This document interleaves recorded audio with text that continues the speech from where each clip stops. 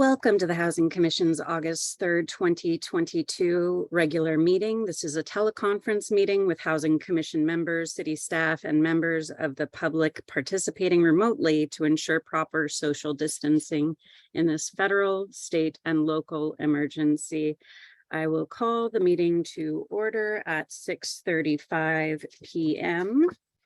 I would like to introduce staff and Housing Commission members present. We have myself, Chair Lauren Bigelow, Heather Leach, we have John Pimentel and Adriana Walker with us tonight, as well as joining us from staff, we have Interim Housing Manager Aaron Romero, Management Analyst Adam Patterson, Acting Planning Manager Kyle Parada, and Vaughn, I don't know your last name, so I'm just going to say that you're helping with technical things. Thank you, Vaughn.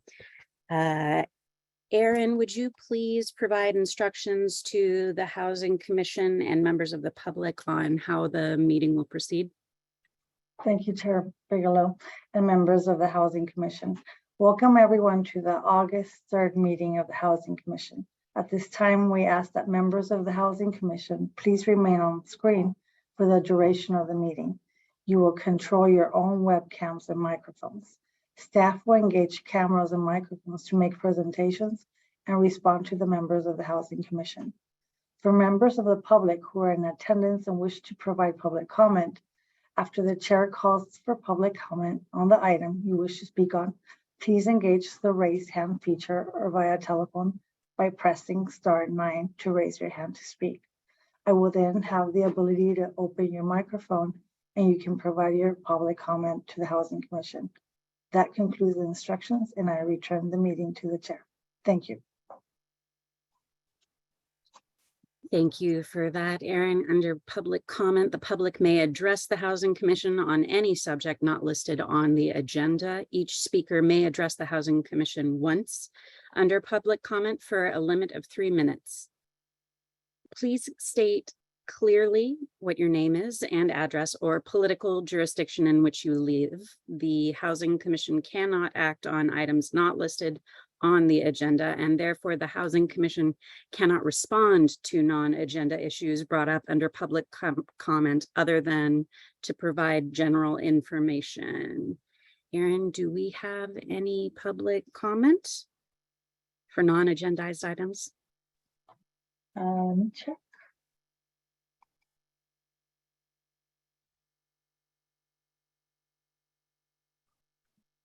I don't see a raised hand. Oh, Isabel Solis.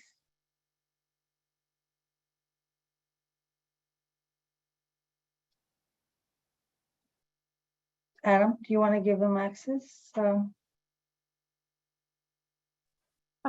Hello. Is this the point where sorry, this is my first time showing up. This is the general public comment talking about the Willow Village general points. Not yet? Okay, not yet. Okay, I'll talk later then. Sorry about that. That's okay. Thank you for being here, Isabel. The first time commenting is always nerve-wracking, so you're very welcome. Are there any other comments on non-agendized items? Willow Village will be open for public comment at a later point in time, as it is an agendized item. I see another hand raised, Jenny Mitchell. Adam, do you want to give them? Hello, can you hear me? Hi, my name is Jenny Michelle. I live in the Coleman Place neighborhood in Menlo Park the last 11 years.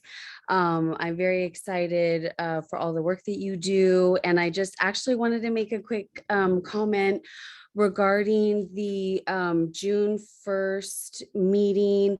John or Commissioner Pimentel made a comment about kind of opening up the sort of design plan of downtown to address the single-use vehicle parking needs, as well as low income, very low income, medium income, and market rate units. I would like to be a part of that. My background is in property management and I work with developers. So like, I'm just saying, not necessarily like just developers, but maybe also neighbors who have some really good ideas, especially having, gone through this housing element process this cycle. There's just been a lot of really good ideas that I've heard, and I like that we're thinking outside of the box and sort of looking at the feasibility of long-term living here in this region, or this specific like market, sub-market, region, and all of that. So I just, again, really wanted to encourage council or commission to move forward with John's recommendation and open it up to neighbors as well. Thank you very much.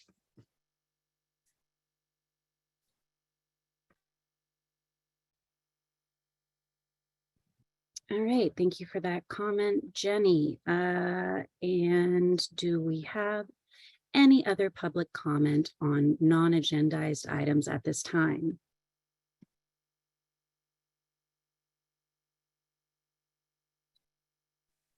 I don't see any other hands raised. All right, seeing none, we will move on to regular business.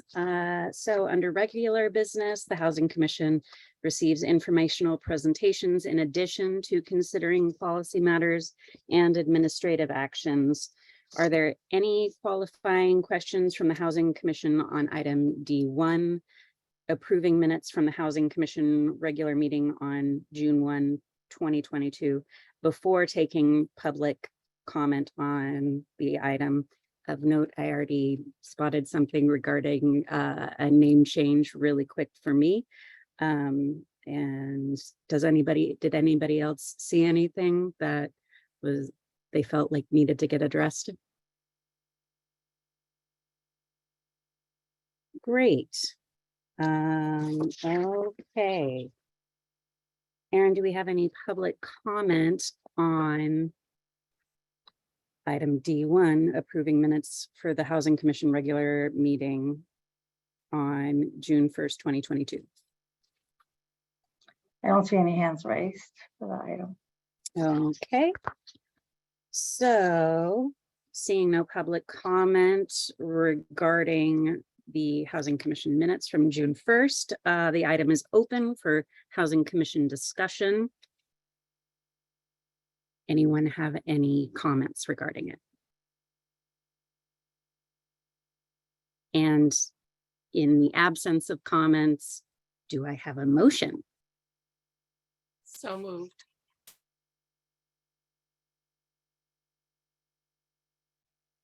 Okay, so Commissioner Leach will move to approve the minutes with the change noted. Yes. Second. Perfect. And Commissioner Pimentel will second it. Aaron, can we have a roll call vote then, please?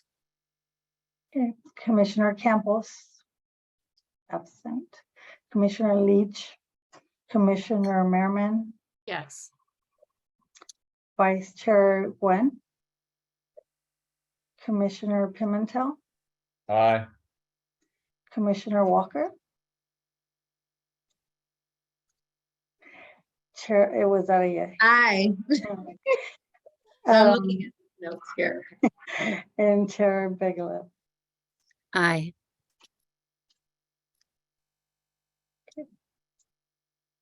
So motion passes. Unanimously, so exciting. All right, so then we can move on to agenda item D2, which is, I imagine, what a few people are here to talk about tonight. The recommendation of a draft below market rate housing agreement and below market rate housing agreement term sheet with Signature Development Group and Peninsula Innovation Partners for the proposed Willow Village Master Plan project. Of note, we did receive 5 letters of public comment regarding this item. Acting Planning Manager Kyle Ferraro will introduce the item. Yes, thank you, Chair Bigelow and members of the Housing Commission. And I thank you for taking the additional update on the letters and support for the project. I was going to start with that, so I'll move into my presentation. Thanks. So I'll move into my presentation. Let's see. I should be able to share. Hang on 1 second. All right, I think you guys are, is the commission seeing the presentation screen? I got 2 screens here, so just want to make sure. Okay, great. All right. Let's see. Okay, so this evening before the commission is the Willow Village Master Plan Project's draft form, below market rate or BMR agreement and term sheet, as the chair mentioned. And so I do have a presentation and overview of the project and an overview of the applicant's proposal at a high level. The applicant will provide their own presentation as well after my presentation here. And then following our presentations, we would suggest that the Housing Commission take public comment at that time. And after that, commissioner discussion and a recommendation. Certainly throughout the presentations, happy to take questions at the end, clarifying questions, but discussion related topics or items should definitely wait till after public comment. So with that, we are looking for a recommendation from the Housing Commission tonight, and it would be to review and provide a recommendation on, as I mentioned previously, the draft BMR housing agreement and term sheet. Those are included as attachment A for the housing agreement and attachment B for the draft term sheet in the staff report. So, there we go. So briefly, a little jumpy today. So briefly, just for context for the commission and members of the public, the project site, there's actually multiple components, but the main project site is what we're talking about here tonight in terms of the BMR requirements. That is located along Willow Road between the SFPUC Ivy Drive intersection, SFPUC being the San Francisco Public Utilities Commission Hetch Hetchy pipeline, and the Dumbarton corridor on the north side, Willow Road on the west, and then the kind of life sciences area along Adams and O'Brien to the east of the project site. For purposes of the directions that I'll use tonight, I'll refer to Willow Road and north-south orientation. So the main project site is approximately 59 acres. This is an aerial photo of the existing site. There are 2 off-site projects. Those are not part of the BMR proposal and requirements.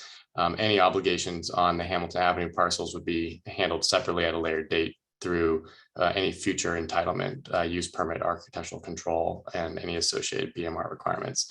But those are affected by the realignment of Hamilton Avenue that happens off-site. So the main project site here, though, is shown. It's about 1 million square feet of existing office, research and development, and warehouse uses on Hamilton Avenue and Hamilton Court that enter the site at the intersection along Willow Road. So briefly, the applicant's proposed site plan here from the master plan set, and I'll just run down the components real quick. It's 1.6 million square feet of office and accessory use, and so that's shown kind of on the eastern portion. You'll see notes 10A and 10B, those are the office buildings. It also includes 1,730 residential dwelling units in the multifamily and mixed use buildings, up to 200,000 square feet of retail, a hotel of up to 193 rooms, and publicly accessible open space throughout the project site in the kind of southwestern corner where the number 3 is shown. That's the publicly accessible 3.5 acre park. There's also a town square in the middle of the site where item or number 1 is shown, and an elevated parkway that would be publicly accessible, kind of curving from Willow Road along the north side of the site. So just some of the public spaces within for some reference. And so the project is subject to the city's below market rate or BMR requirements. Those are handled through 2 separate kind of mechanisms. The first one being the below market rate housing ordinance within the zoning ordinance, and then the BMR guidelines. And so mixed use projects such as this project are required to comply with both the residential and commercial requirements independently, or in this case, comprehensively, but both requirements apply. So just briefly for the commission's benefit, the residential requirement is 15% of the total units proposed. In a rental project such as this one, those are required to be affordable to low income households or an equivalent alternative. And we'll talk a little bit about the equivalent alternative, but it could be a mix of incomes as long as they average out to a low income equivalency project, all low income project. With this project, 15% of the 1,730 units would be 260 required units from the residential side. Then the commercial requirement, the city does have a commercial requirement in its ordinance and guidelines. It's a linkage requirement for units or an in lieu fee to mitigate the demand for affordable housing from commercial development projects. On-site units are preferred through the guidelines, especially when the zoning allows for it, and mixed use projects, the zoning would allow for that. So with this project, the requirement would be 52 BMR units. If an in lieu fee was proposed and paid, it would be approximately $22 million in lieu of those 52 units.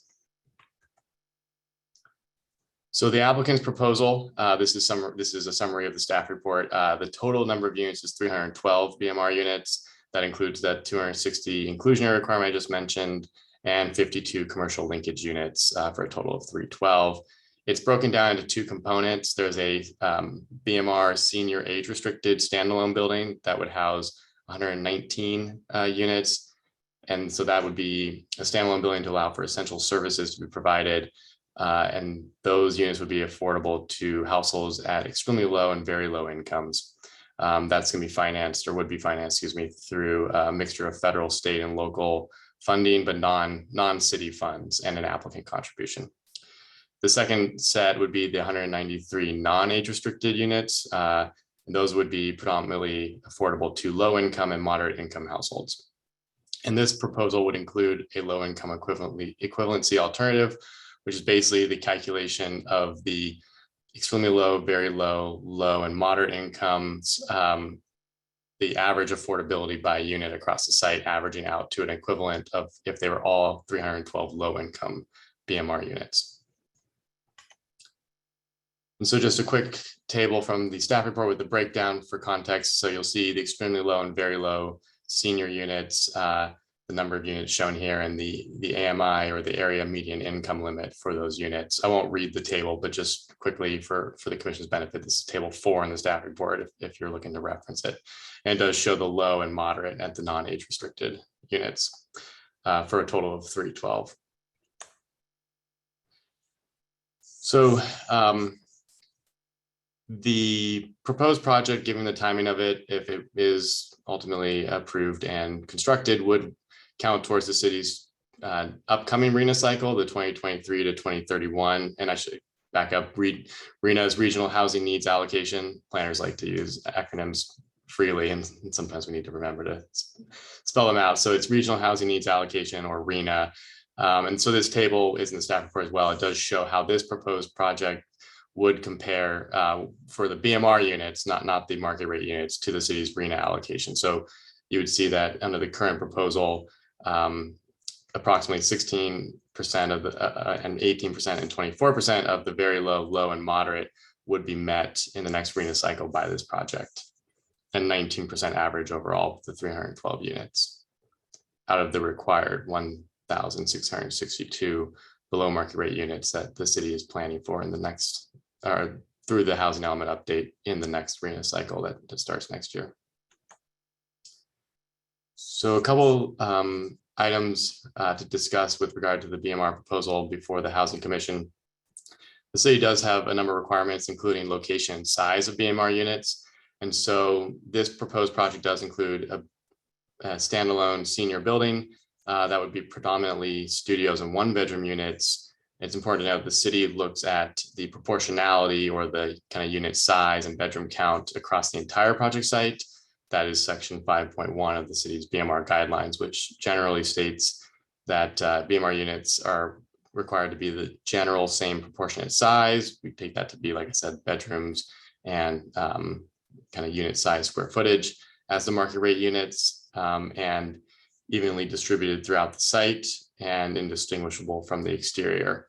So through staff's evaluation and as summarized in the staff report, the proposal is inconsistent with the location and size or proportionality requirement, mainly because of the higher percentage of studio and BMR units in the senior standalone building, which does push the kind of percentages of studio units higher than the overall percentage of the market rate units. I'll have a slide for that next. And then the other one is the location with the 100% affordable building, not necessarily complying with the location and distribution requirement specifically. And so the applicant's requesting a modification to those two requirements, which can be allowed through section 13 of the BMR guidelines, which allows the city to review and approve a reasonably equivalent alternative. So as I mentioned, in terms of the percentages, this table is table 7 from the staff report. It does show the higher percentage of studio units in the BMR proposal than the percent of the project overall. And then at the same time, a lower percentage of 1-bedroom and 2-bedroom units, roughly equivalent percentage of 3-bedroom units though. So a few other things for the BMR proposal in terms of staff's evaluation, the low income equivalency requirements, as I mentioned previously, an applicant can propose a mix of income limits besides just an all low income BMR project. And so this proposal does include a mix going from extremely low, very low, low and moderate.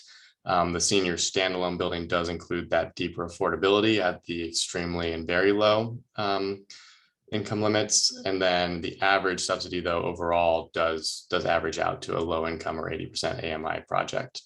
The non-age restricted units though do include low and moderate income units, not the very low or extremely low, just to clarify. Another component of the project is the commercial linkage unit requirements. So the applicant's obligation, as I mentioned previously, would be 52 BMR units or $22 million as an in lieu fee. Provision of the units is preferred, and that's the applicant's proposal at this time, is to add those 52 units in. That's how you get to the total of 312 BMR units. The applicant did provide 2 alternate proposals, which are summarized in staff report. I won't go into those in detail here, but happy to answer questions about those, but those are in the staff report for the commission's consideration. And with regard to the Housing Commission's review and consideration tonight, there's a couple topics here for the commission to consider in its recommendation. One is the location and size of the units. And so staff's asking the Housing Commission to consider whether the applicant's proposed modifications to the proportionality and the location requirements are appropriate for the project. Also the commercial linkage fee units, if the provision of the units on site is appropriate, or if the fee should be pursued instead. And then the alternate proposals I mentioned previously, whether or not the applicant should pursue those proposals instead of their current proposal, which the draft BMR term sheet and agreement do respond to the applicant's main proposal, not the alternate proposals, just to clarify. And so ultimately staff's looking for a recommendation on the draft form BMR agreement and term sheet tonight. And so that concludes my presentation. Happy to take any clarifying questions. Otherwise, the applicant is here to, and they have their own presentation.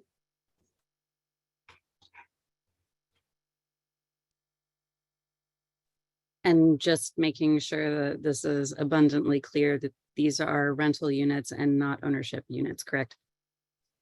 Correct. Thank you.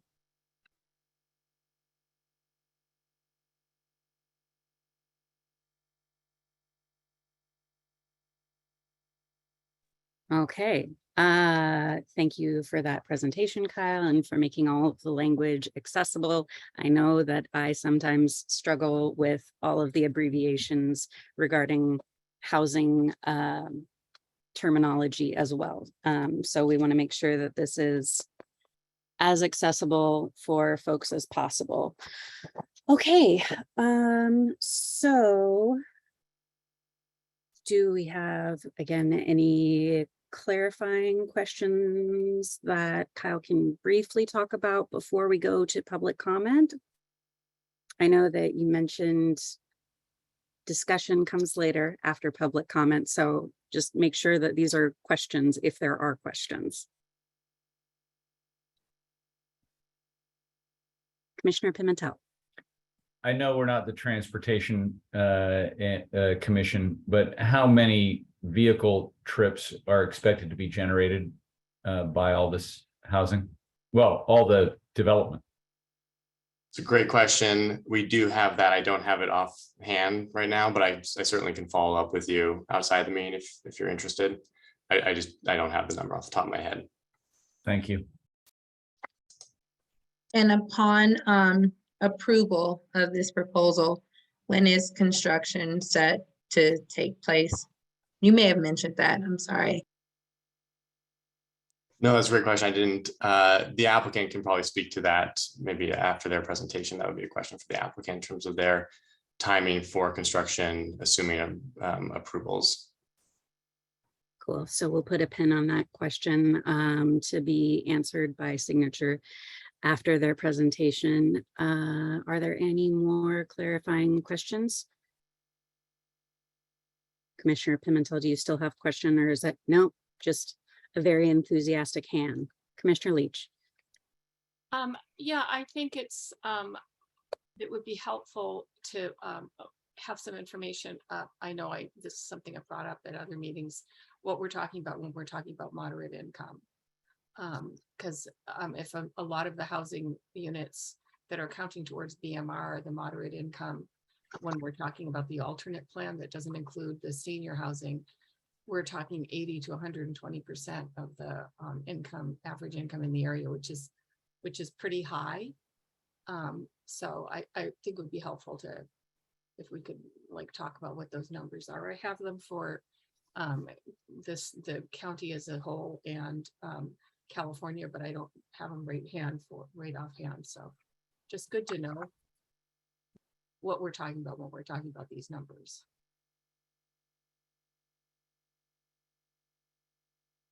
I'm looking to see if they were attached as an attachment. And I'm not seeing, okay. Attachment I believe, is the 2022 income and rent limits schedule, which talks about household size and income limits. So that would be page I-1 of the packet.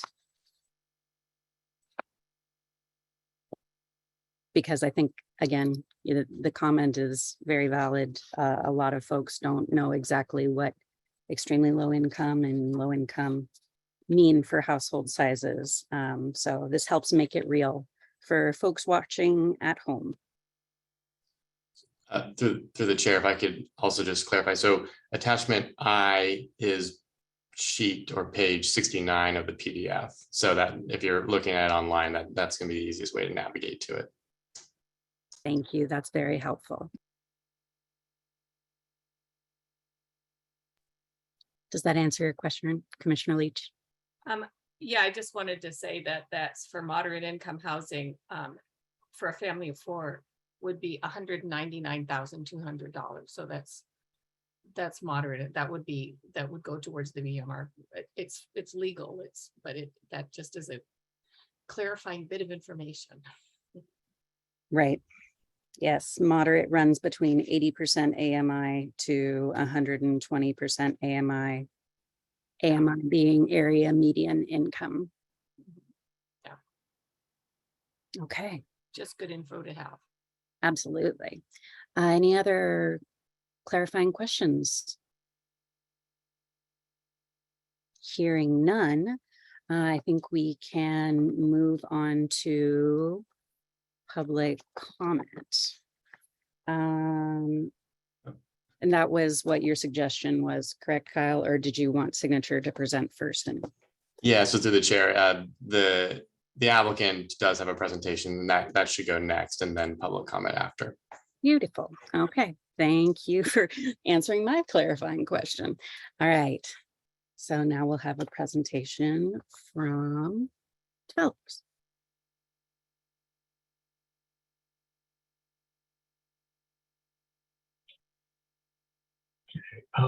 Ms. Palmietto, Chairman Bigelow and commissioners, thank you for the opportunity to speak.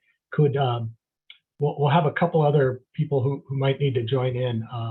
Can you promote Doug Shoemaker and Eric Morley so that they can also be available to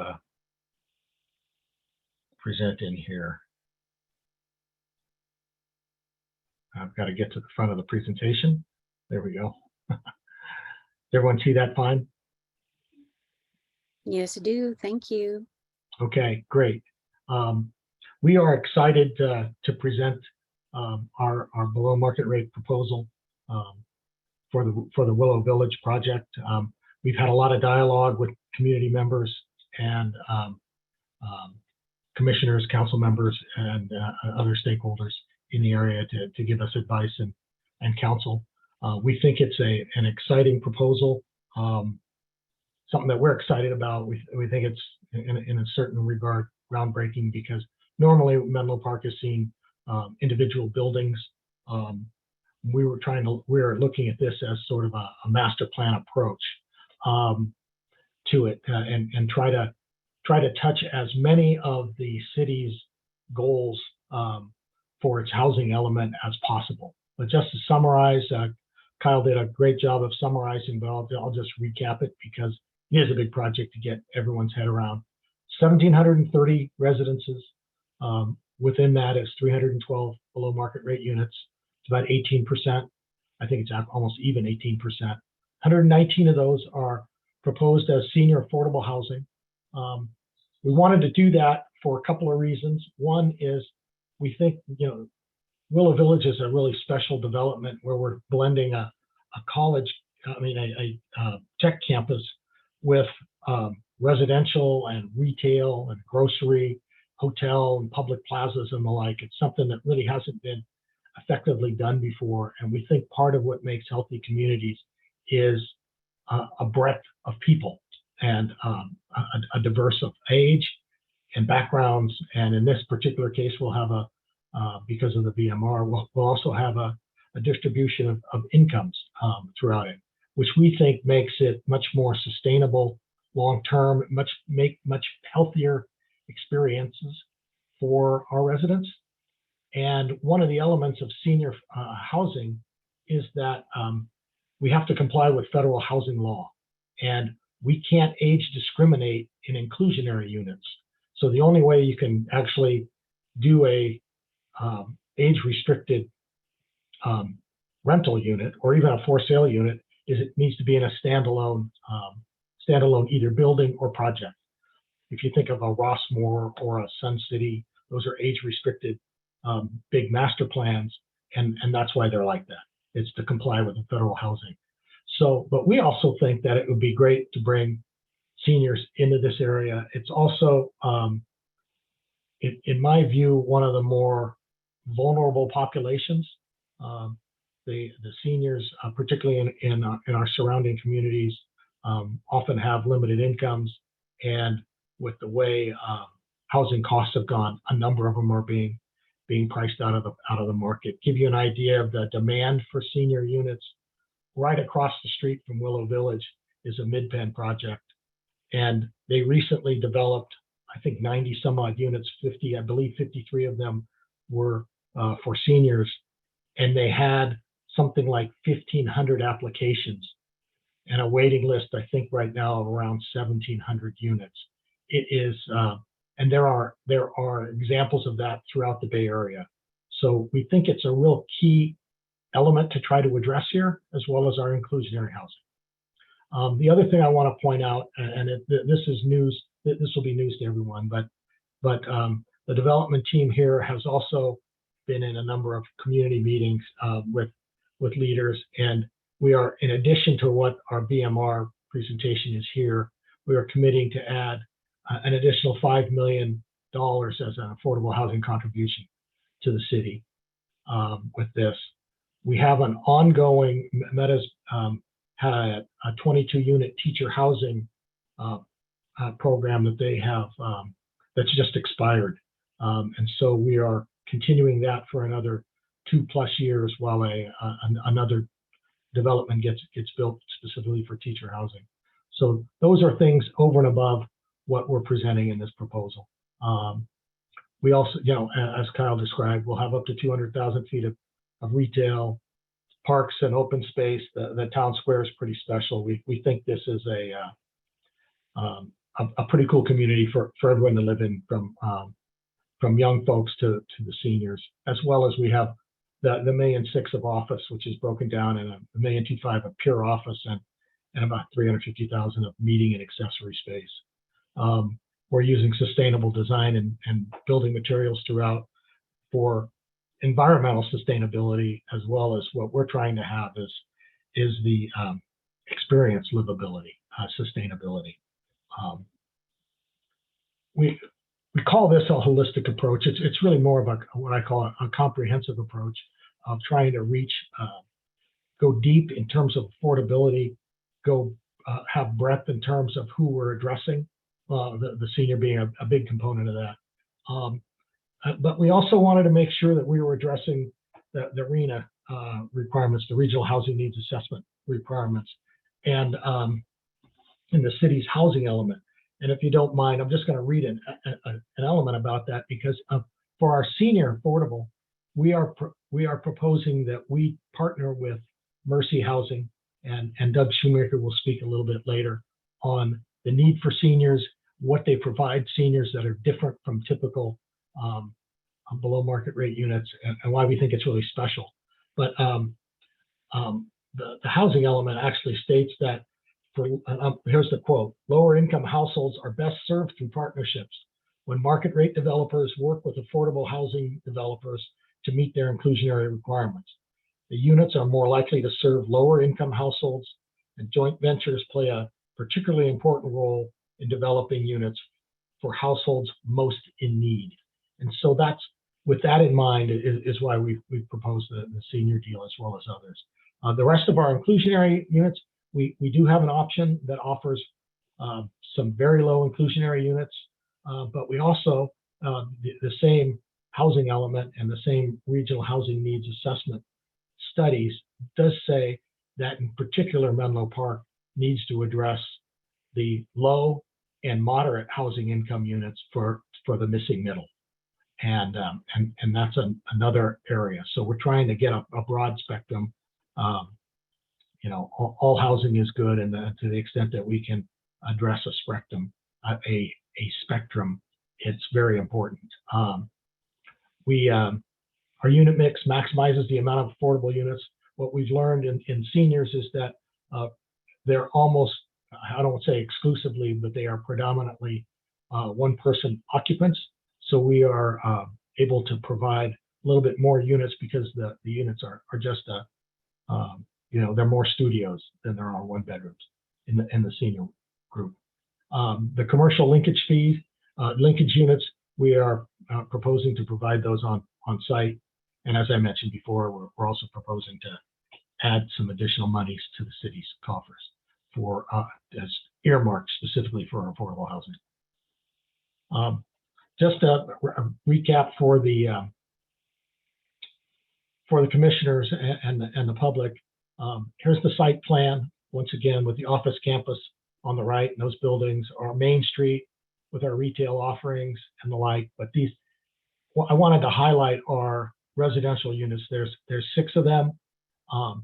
Parcel 7 down here next to the dog park and adjacent, well, almost adjacent to the community park, is our proposed senior location. And within these, we've evenly distributed the remaining inclusionary units relative to the total size of each of those parcels. And within those, we proportionately, it's the same percentage of, for instance, if there's X amount of one-bedroom units that are market rate, we have the same percentage of units that are below market rate. So evenly distributed in terms of, and following all the city's guidelines, so that they have the same finishes. They look the same from the outside. Everything is equivalent, and helping the city meet its needs. Here's what our grocery unit looks like, what we call Parcel 2, and focus a lot on our street scene and walkability, bikeability, being an inviting entrance to the master plan, as well as providing obviously the most essential services that this area has been lacking in a full service grocery. Moving up what we call our main street from Willow is our second what we call Parcel 3 residential building. It's one of our larger ones, and what you see in the blue awnings and the umbrellas would be restaurants and cafes. The hotel just to the left of where the people on the lower left are walking, and you're starting to get a glimpse of the town square just beyond them. Down adjacent to the community park in the south part of the project, by where Willow gets to the project, is another one of our residential buildings next to our community park. And then adjacent to this is our senior building. So the first parcel you just saw is right there, and here's our senior building, and a little close up of the arcade that we're building for that project, so that it's sunshade, rain shaded on those rare occasions we get rain here. But just this is where a lot of the activities, as well as on the podium, that the senior residents will be able to enjoy along there. This is our town square. This is looking at it across from the grocery store. Part of the amenities that are going to make this a special community. And this is the elevated park, and its landscaping, and you'll be able to bike or stroll. We think a really good environment. Then this is just down from the town square along our main street, where we have a real walkable and bikeable neighborhood with extra wide sidewalks, dedicated bike lanes, pavers in the street to really slow down traffic and make this an enjoyable pedestrian environment, and something that's really evokes a solid neighborhood that connects with everyone. This is our first option proposal in the BMRs, and what I wanted to say is to break it down. So on the right hand side, so we see the extremely low senior, very low senior, back to what that comment was from your housing element, being able to partner with a nonprofit developer, Mercy Housing in this regard. It allows us to really drive the average median income rents down low. And so what we're proposing here is that highlighted in sort of a light yellow or a tan color, is that the city of Menlo Park requires that our project be at the maximum 80% of AMI in terms of the rents. We are below that, and that's because we've been able to target the distribution of our income levels. If you see that we actually have from low income and below, over half the units are there. So while there are moderate incomes, because we do need to address the missing middle, we have a bias towards the low end of it. And as you can see at the very bottom, a summary of that, our average inclusionary affordability is 104% of AMI. And for the senior building, we've driven that very low, down to 36%. Our second option, very similar, and we'll have after this, I'll have a side-by-side comparison so that you can evaluate these two options. We've added some very low in the inclusionary part of it.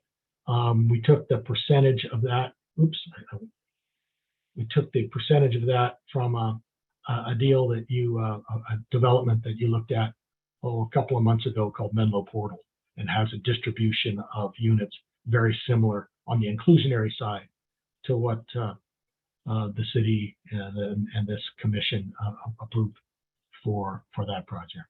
So on a side-by-side basis, option one and option two are very similar, but there's just more, we've added more very low on the inclusionary side, and to in a sense offset the financial impact of that, bumped a couple of the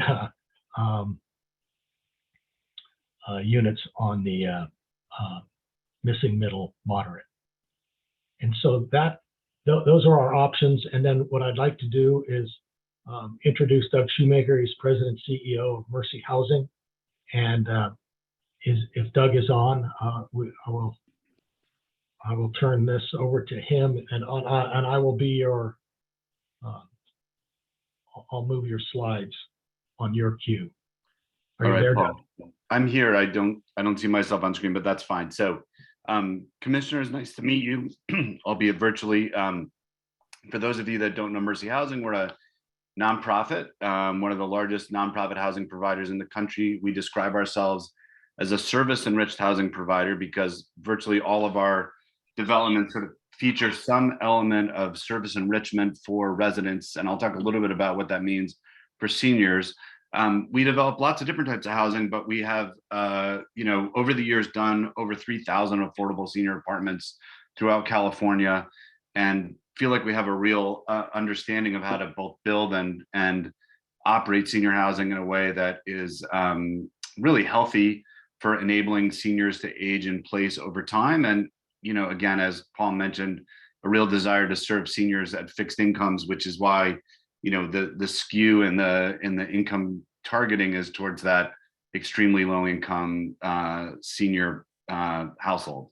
So a couple things. One is when we talk about a service enriched approach to senior housing, it means a lot of different things to different people, but in our case, it's a real emphasis on health and wellness. We would have an on-site resident services coordinator that works individually with each senior. We do a health and wellness assessment when people move in to try and figure out what their needs are. For those of you that are in that space, they do ADLs, IADLs, various types of things, connect people if eligible to Medicaid related in-home support services and the like, which again, really enables seniors to age in place. And we have lots of other programs that I think add to that, a lot of focus on social activity to cut down on isolation, which is a big issue among seniors, particularly obviously now during COVID.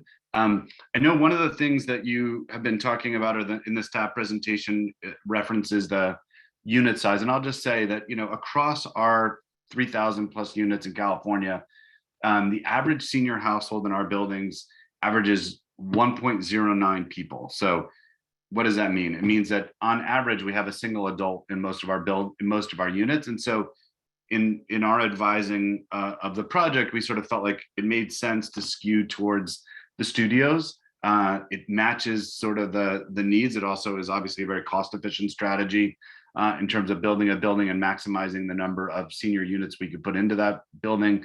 But it also fits what we have experienced as a property manager and operator now for several decades here in California.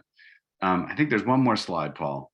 Yeah. And Paul, I think Paul hit on a lot of this, but I'll just say, for those of you that are not aware of it, and I kind of doubt that there are that many people that aren't aware of it, but obviously we're all, I think, somewhat aware of the fact that the baby boomer generation is in the midst of its retirement process.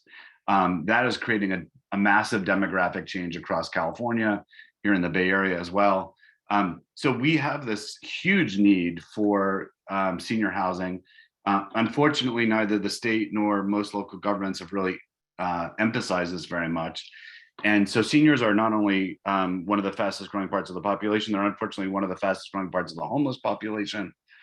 And what Paul referenced earlier really resonates with us. When we, lease up our buildings, we find that we have 50 to even sometimes 100 people per senior unit in terms of applicants. So there's no doubt in our minds that the demand is overwhelming. What we do experience is that the demand skews towards that extremely low income level, that's really where the vast majority of our applicants come from, and where lots of seniors who are kind of on the edge of homelessness or at risk of becoming homeless, being able to serve them at that fixed income level is really critical. And hopefully, I think, very appropriate for this setting. And so with that, Paul, I think that's the end of my slides, and I'll turn it back to you. Thanks, Doug. That was great. I appreciate you coming on with us. Once again, I just wanted to summarize with this a recap of what our goals were for this, was to help the city meet its RENA needs, serve a diverse population in both the inclusionary and the affordable. we really believe this is an unprecedented proposal, and something we're very excited about, and hopefully the city is excited about. But plus we're trying to go a little above and beyond with an additional contribution of monies for the city to use as it sees fit in the future to help on this. So we tried to check off, and that's why we use this little visual tool here to say, look, we wanted to address housing needs check, number of units that meets your requirement at a maximum of 80% check, those kind of things. So we think we hit a number of your objectives and hope that you agree with us, because we're pretty excited about it. So with that, and then here's the last shot of the senior building. So I'm finished if you want to take back the screen.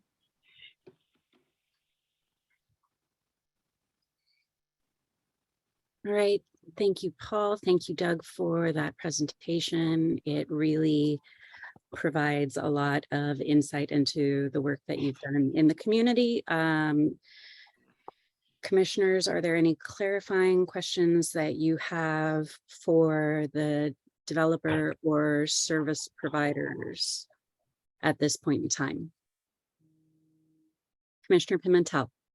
Could you just explain the teacher housing component again? It sounded like a temporary situation.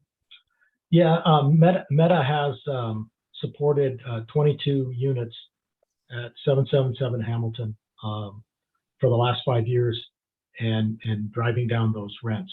And it's been to the tune of several $1 million to subsidize rents for local teachers. And that program expired, and so we're continuing that for another 26 months. And then there is a new facility that's being built, I think, just at the edge of the city limits that that's completely dedicated to teachers that Meta will be helping to fund for that to continue in another location from 777 Hamilton. Do you own is the Signature Properties on 77 Hamilton? No, it was developed, I believe, by Greenland and is now owned by what's the name of the I'm blanking on that. Essex. Yeah, Essex. Yeah, the Essex REIT owns it. So we have no interest in that property, never had. So Signature is just committing to provide incremental rent subsidy on behalf of the teachers who live there. Yes. Got it. Thank you. Yeah. Through the chair, maybe if I could just clarify one thing. The 777 Hamilton and the teacher rent subsidy there, and that $5 million payment that Paul mentioned, those are separate items that will likely get embedded into the community amenities agreement and the development agreement for the project, and not necessarily the BMR agreement. They might be referenced, but the BMR proposal that's before you is not dependent upon those two items. I want to just make that clear, and I think Paul did in his presentation, but I just want to clarify for the commission that those would be additional items outside of the BMR obligations that would be required through the ordinance and the guidelines. And so they're not in the terms or the agreement before the commission tonight. So what I'm hearing is don't get lost in the weeds, because there's something else to discuss here tonight. Thank you. I'll stop asking questions outside of our authority. I think it was a perfectly worthy and valid question. I had questions about it too, but I am delighted to hear that we'll be talking about it at some other point in time in the future. Commissioner Leach.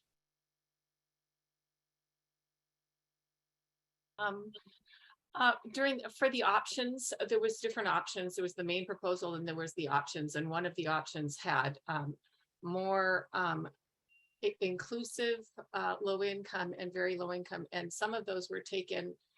I couldn't find the graph in my packet. I'm sure it's there and I just can't see it, but I had a question about whether about the metric for taking it looked like in order to have more very low and low income in the inclusionary category, we needed to takes more away from the very low and add them to the moderate income. And No, my no, question would be like, why, I'm just not sure, I'm sure there's a very So good they added 12 very low income. They subtracted 23 low income and added 11 moderate. So it's just kind of shuffling the distribution. Is that right, Paul? yes, and it keeps the average project-wide AMI virtually identical. So we simply shuffled some units around to keep it at that same level. In case the commission wanted us to try to drive a little bit more, drive a little bit deeper in the affordability on the inclusionary side. Which we often do. So appreciate you listening. Commissioner Leach, does that answer your question? Yeah. Perfect. Okay. Commissioner Walker, do you have any questions before you have to run out of here? No, I was just making sure I caught the construction groundbreaking. Assuming we are approved in the fall or so this year, once the project's approved, we still have a lot of work to do to finish the construction drawings and the horizontal infrastructure drawings. Those will likely take 12 to 18 months to get through the process. So on an aggressive schedule, it would be, I'd say 18 months or so from approval. But there's a number of things that is subject to, the economy and a number of other things. But that would be a rough idea. But we also have to get a number of approvals from some outside agencies because of the impacts that the project proposal, not just the below market rate, but the overall Willow Village proposal has to Willow Road, which is owned by Caltrans. And we're proposing some, our elevated park goes over Caltrans. We have to work through, we're proposing as part of the development, a recycled water use through both the residential and the office components. And that's with, right now we're working with West Bay. We have San Francisco Public Utility Commission that owns the SFP reservoir, those things to negotiate with them. So we do have a few other approvals after we get the city's approval.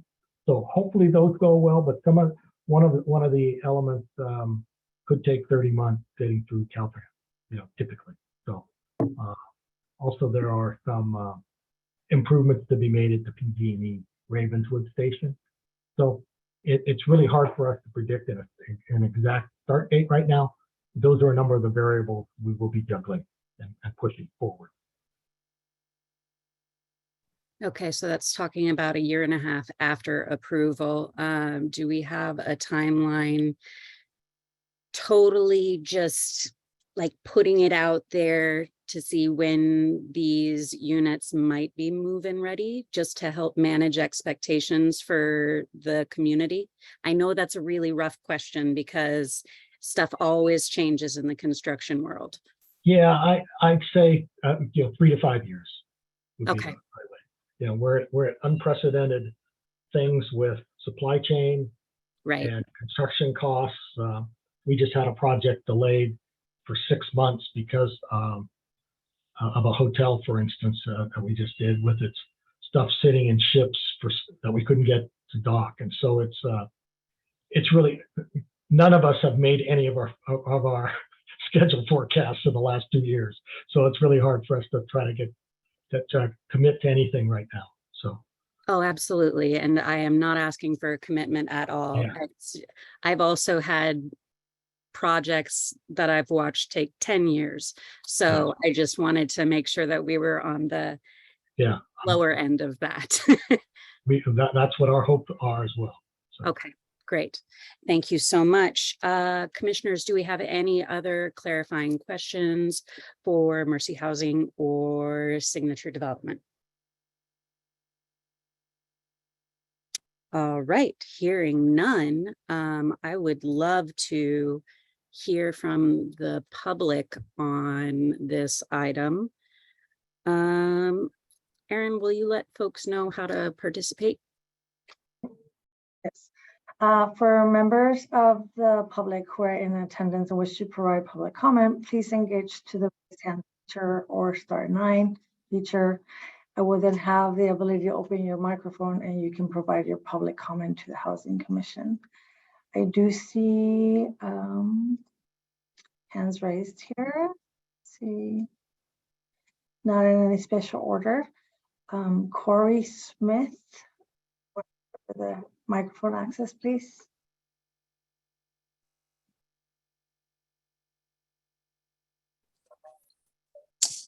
Good evening, Commissioners. Corey Smith on behalf of the Housing Action Coalition in strong support of the proposal here today. The Housing Action Coalition is a member-supported nonprofit that advocates for creating more homes for residents at all income levels to alleviate the Bay Area and California's housing shortage, affordability, and displacement crisis. My colleague, Ali Saperman, previously emailed over our formal letter of support. Endorsement rather. Wanted to expand on 3 key elements of why we think Willow Village is just a fantastic project and deserves your support.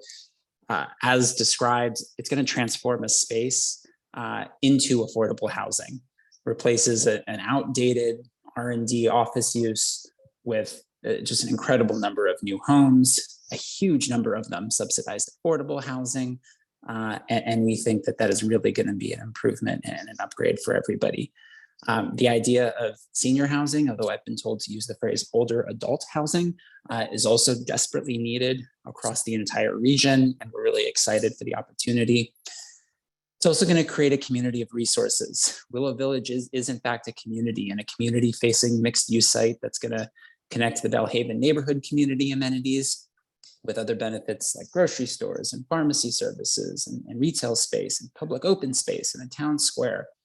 And then lastly, it's built using environmentally friendly practices, projects being built to LEED Gold certification, meaning all the buildings are going to be equipped with 100% electric power and water recycling, sustainable materials, and all other top of the line technologies. So our committee was extremely impressed by the proposal that you have here in front of you today, and we wholeheartedly encourage you to do everything you can to support it and move it forward. Thank you very much. The next speaker, we have Rafa Sonnenfeld. Yes, good evening. My name is Rafa Sonnenfeld. I'm speaking tonight on behalf of YIMBY Action. YIMBY Action is a nonprofit housing advocacy organization. We started in the Bay Area, and we have chapters from coast to coast and thousands of members, including chapters here on the peninsula. We are also in strong support of this project and have endorsed it as well. As mentioned earlier, this project includes a lot of senior housing. I personally have spent time working in homeless services and have seen firsthand how the needs of our low-income seniors are becoming more and more dire from year to year. Our homeless shelters are filling up with seniors who have no place else to go, and the really deep affordability in this project, I think, is going to be really critical for serving that vulnerable population. So that's why I personally am really happy to see that it has that deep level of affordability for senior housing. Regardless of what type of population is served, I also wanted to point out that if a project like this one wants to have that sort of deep level of affordability, the typical way to do that is with low-income housing tax credits, and that typically the financing for that typically requires those projects to be a separate parcel. So it's really going to be impossible to get that sort of deep level of affordability that you're getting in this project with the senior housing, to have that be integrated throughout the project, like the inclusionary units would be. So with that, I'll take my comments off, but just wanted to reiterate our strong support for this project. Thank you. Thank you. Our next speaker, REVVL4. If you can give them access.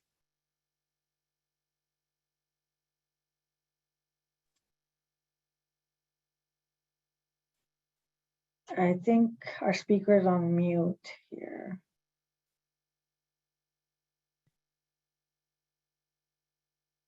REVVL4, you can unmute yourself if you can.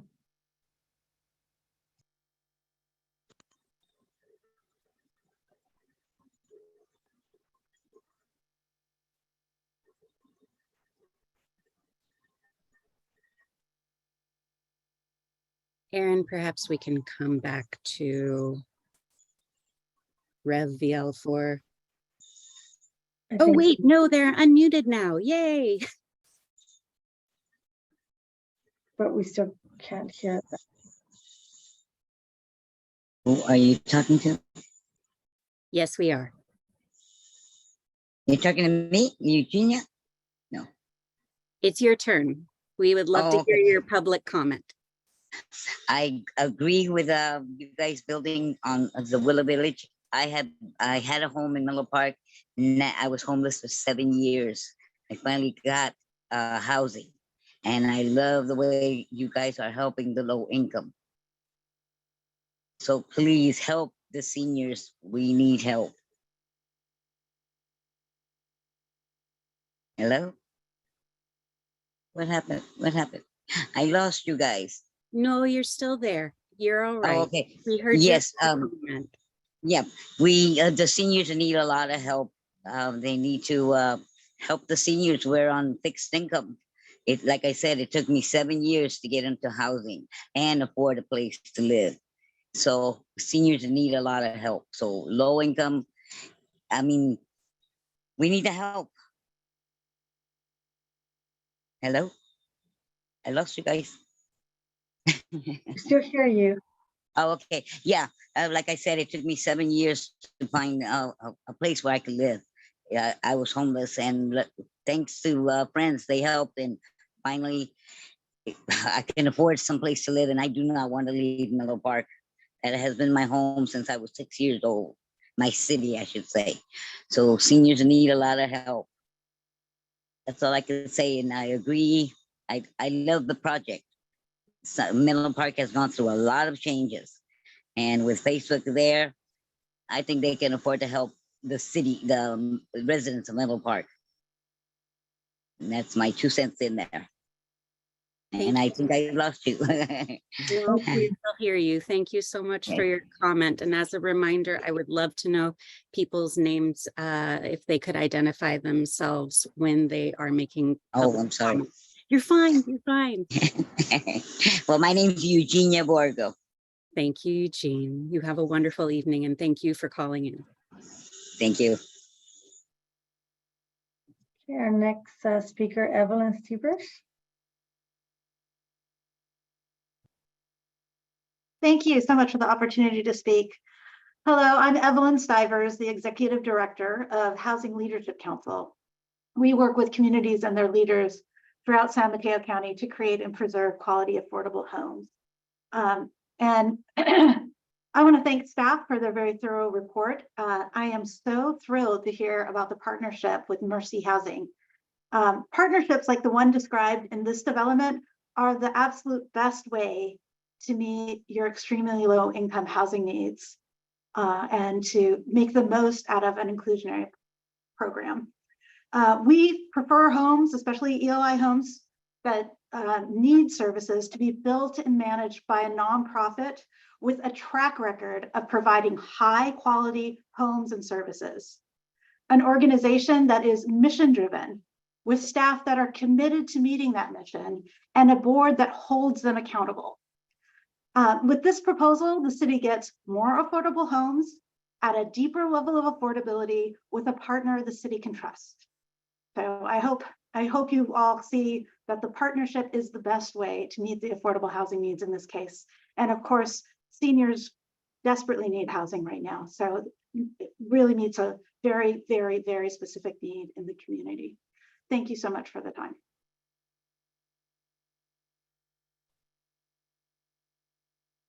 Thank you. Our next speaker is Pam D. Jones. Good evening, Pam Jones, longtime resident of the Bellhaven neighborhood. I'm speaking only for myself, although I belong to a number of organizations.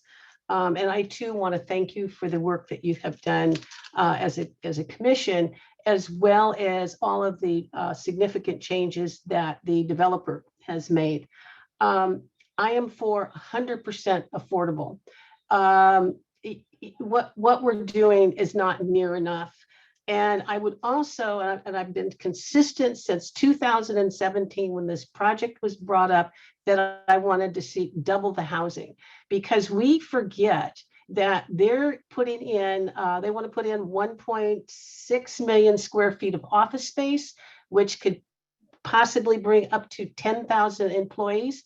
Pre-pandemic, we had 18,000 employees that were working in the two buildings. So I cannot tell you how this has affected the Bellhaven neighborhood. All of the amenities, again, if that was without the with the office space, that would be wonderful. If it did not include realigning Willow Road in a way in which the on-ramp to the overhead park is going to bring in substantially more traffic and more people accessing that area. I again want to reiterate that I fully support affordable housing. But there are other issues to keep in mind so you aren't shocked when this development is completed. I also want to say that when this is completed, when you enter Willow Road from Bayfront, there will be on either side of the 1300 block of Willow Road, there will be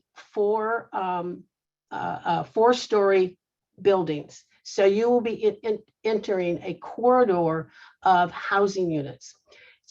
So we cannot afford not to have housing throughout the city if we're willing to do what is going to happen to Bellhaven.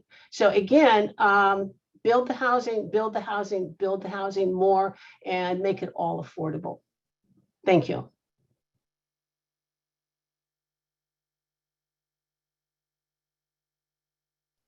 Here, our next speaker, Alex Torres. Hello, commissioners. Can you hear me? Great. Hi, Alex Torres here, Director of State Government Relations for the Bay Area Council. We are a public policy advocacy organization working to support civic and business leaders in solving our region's most challenging issues. And on behalf of the more than 300 members of the council, I really want to echo our strong support for this development, the Willow Village development. It's hard to follow up from our friends from the Housing Action Coalition as well as YIMBY Action. But I really want to emphasize, as the previous speaker said, we need affordable housing, and this project will increase the city's affordable housing stock by 60% once the project is built. But the number of units isn't nearly as important as it is who's getting housing, right? We're talking senior housing, very low income, extremely low income levels, those who truly need it. The last couple of years, Governor Gavin Newsom commissioned the Master Plan on Aging, which sought to address the challenge that is homelessness among seniors. It's the highest that it's been in recent history, and it's continuing to grow, specifically among our veteran population, our aging veterans. So a project like this is really what we need at a time when we badly need it. We have a housing crisis. We have a really challenging crisis when it comes to our aging and homeless seniors. So want to call that out specifically. It was discussed on some of the streets and some of the challenges with access Bellhaven residents won't be forced to cross the freeway to buy groceries or pick up prescriptions. I know that's especially critical when it comes to the aging population. So this is a great project that turns an outdated warehouse site with surface parking into housing that we critically need, not only in the Bay Area, not only in Menlo Park, but in the state writ large. So it's an excellent opportunity for dense mixed-use development directly adjacent to transit. It's a clear example of sustainable and inclusive growth for future generations, and we strongly encourage you to support it today. Thank you so much.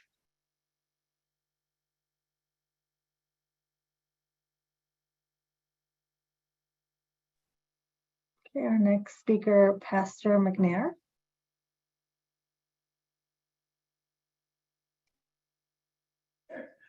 Okay, good evening to each of you. I am, as she said, Pastor Tara McNair. I'm senior pastor of Fountain of Life Global Christian Ministry in Bellhaven. And I live in the Mid-Penn housing complex on Willow Road.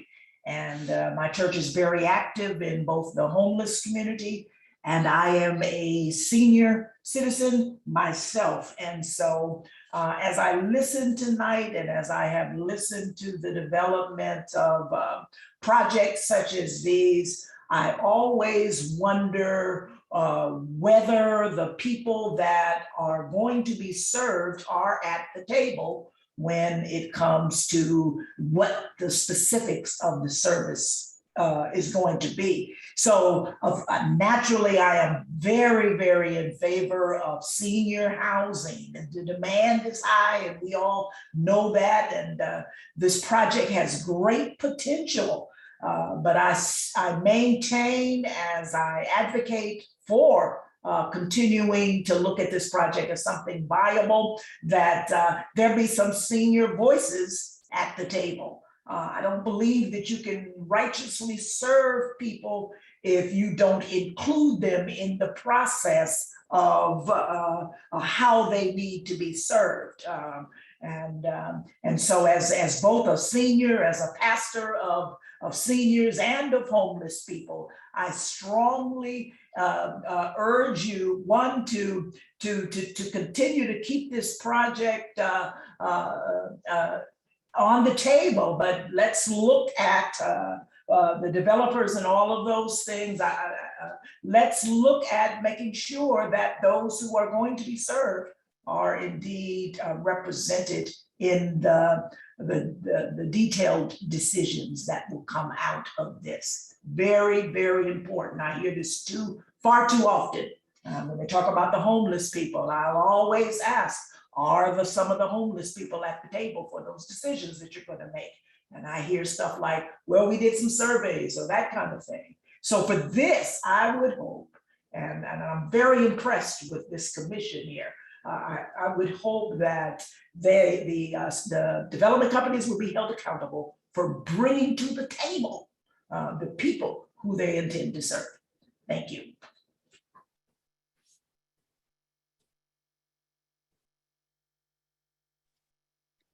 Thank you.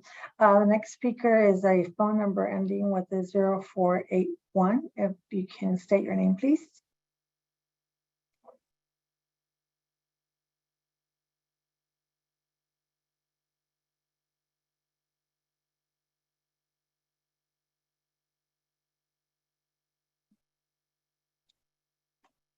We can't hear you. I think you have to unmute.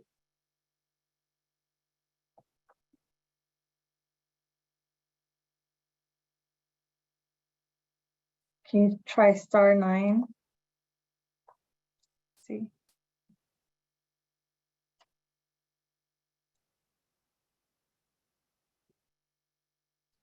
We still can't hear you. I'm sorry.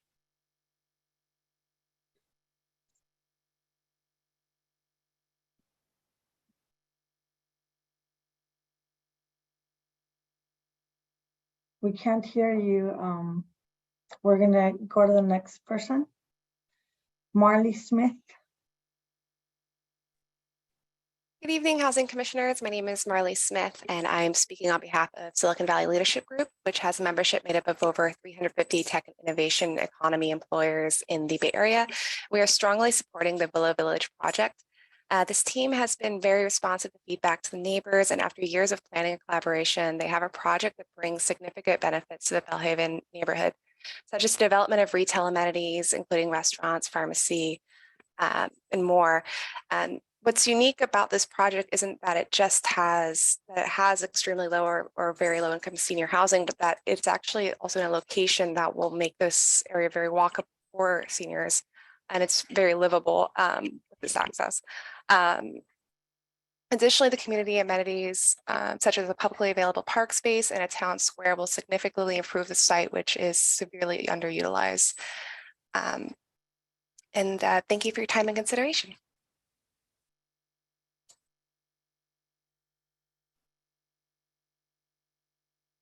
Thank you. Our next speaker is Isabel Solis. Oh, hello. Thank you for allowing me to speak. I live, so my name is Isabel Solis. I live in the 777 Hamilton apartments that were mentioned earlier. And I am actually one of the teachers that live in the program with Meta Housing. And that program has been great and fantastic to have. And I'm really excited about this project happening. And so having lived in the area, it's going to be great to have the Willow Village plan hopefully turn into reality as they turn these warehouses into amazing, hopefully amazing grocery stores, restaurants, and then more housing for more at-need populations as well. Please, I hope you move forward with the plan, and thank you for taking the time to listen to me.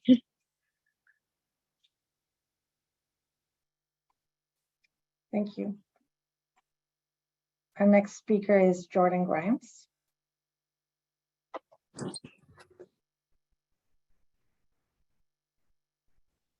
Yes, good evening, commissioners. My name is Jordan Grimes. I'm a resilience manager with Greenbelt Alliance. For those not familiar with us, we're an environmental nonprofit dedicated to helping build climate resilient and sustainable communities. After a careful review, we are proud to endorse and support Willow Village.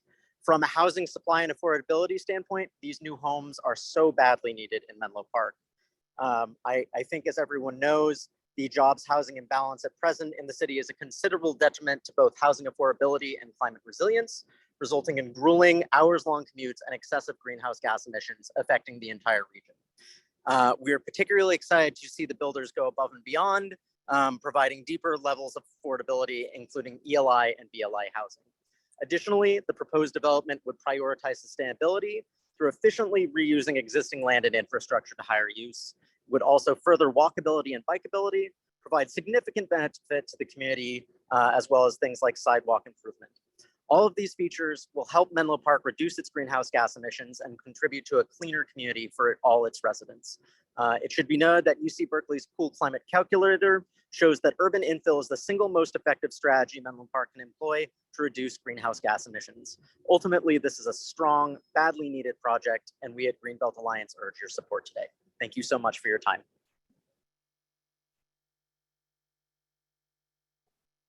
Thank you. Our next speaker is Eileen Jimenez. Sorry if I didn't pronounce your name correctly.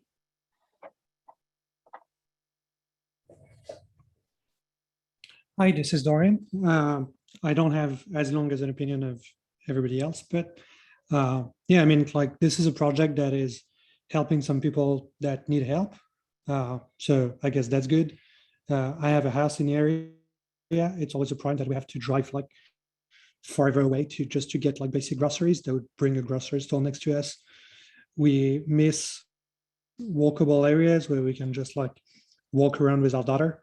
That seems to solve that problem too. There's parks. I don't have a dog, but like I could see people walking with their dogs and my daughter like running after them. I don't know. I like that project. Thank you. I do see Jenny Michelle again, and I don't believe we can speak twice unless you have someone else there with you that wants to speak.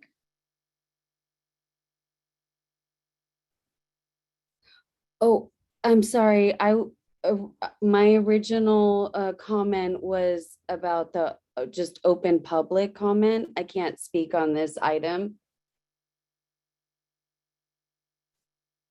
Is that what you're saying, Evan? Oh, I think you can. This is a separate topic. Yeah. Go ahead.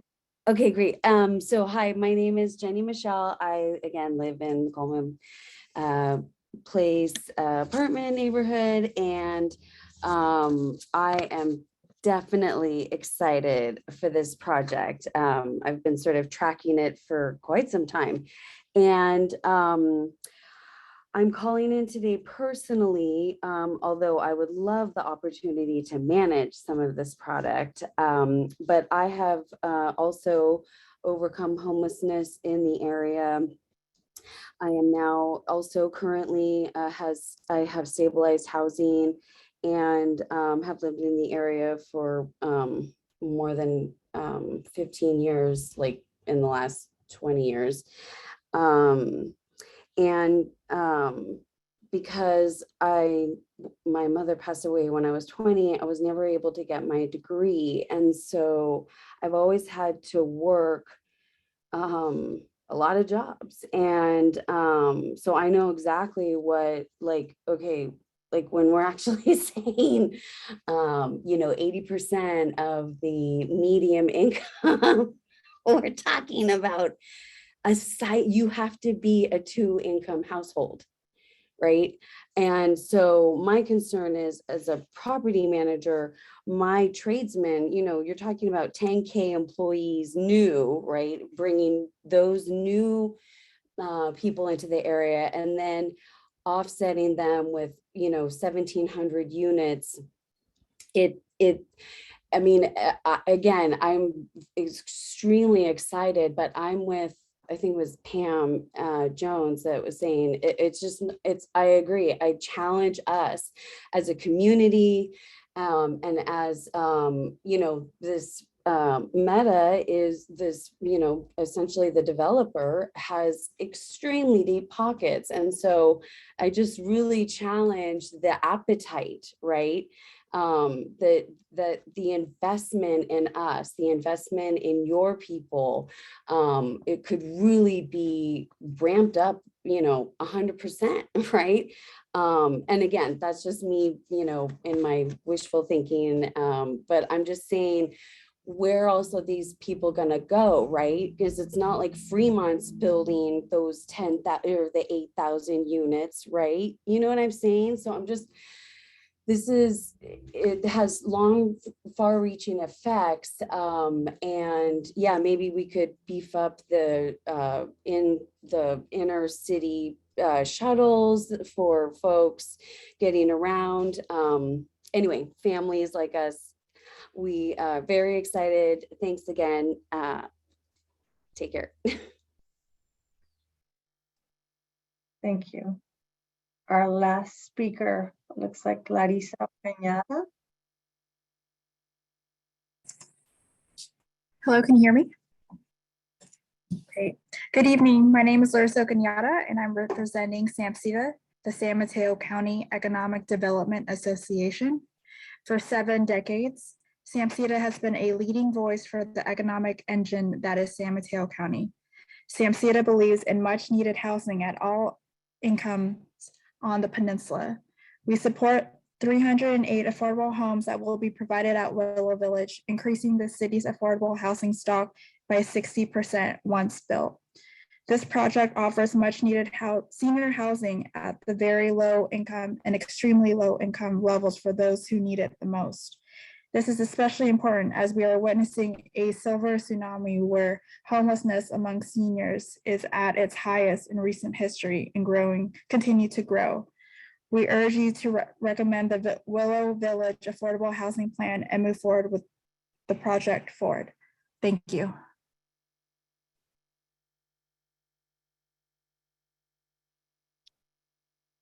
All right, I just wanted to give one last chance to our listener who called in with the phone number ending in 0481. If you were still with us, if you were still listening, we would love to hear from you as well. I don't see them anymore. I don't either. That's too bad. All right. Last call for public comment. All right.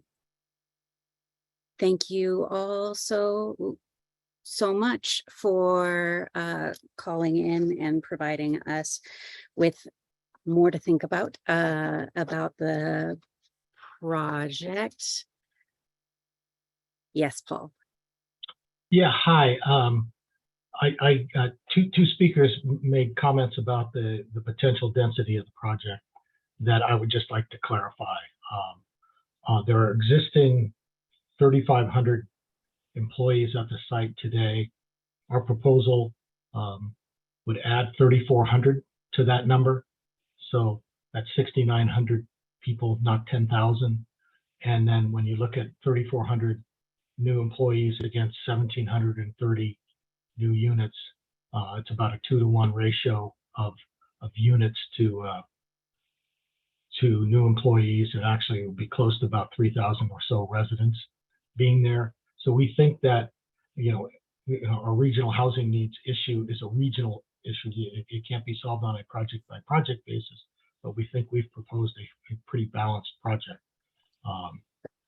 So I just wanted to clarify those comments because they were not accurate. Thank you for the clarification. All right.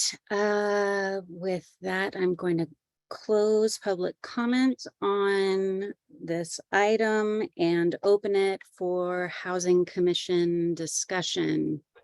Commissioners, any thoughts that you'd like to share about any of the previous things that we've talked about? There've been a lot, so feel free to jump in. Commissioner Leach. Yeah, I'm wondering if it's possible to have an option C where there's where we have more of the where we take the housing allocation from the moderate income and keep it in the low and the very low income. I don't have the screen in front of me or the exact numbers, but there was rather than taking some of the number of units from them, adding them to the moderately income, because as we've known, it's not really the I'm fully in support of having the moderate income allocations in there, but as we know, the moderate income in this area is very high. So that would be my not well thought out proposal, but I had a question also about the grocery store. Do we have other are there limits to who goes in there? Is it just a retail space? Is there I don't know how that works, but I did read some things where there were some concerns about who was going to be in there, what would the affordability be, what would the hours be?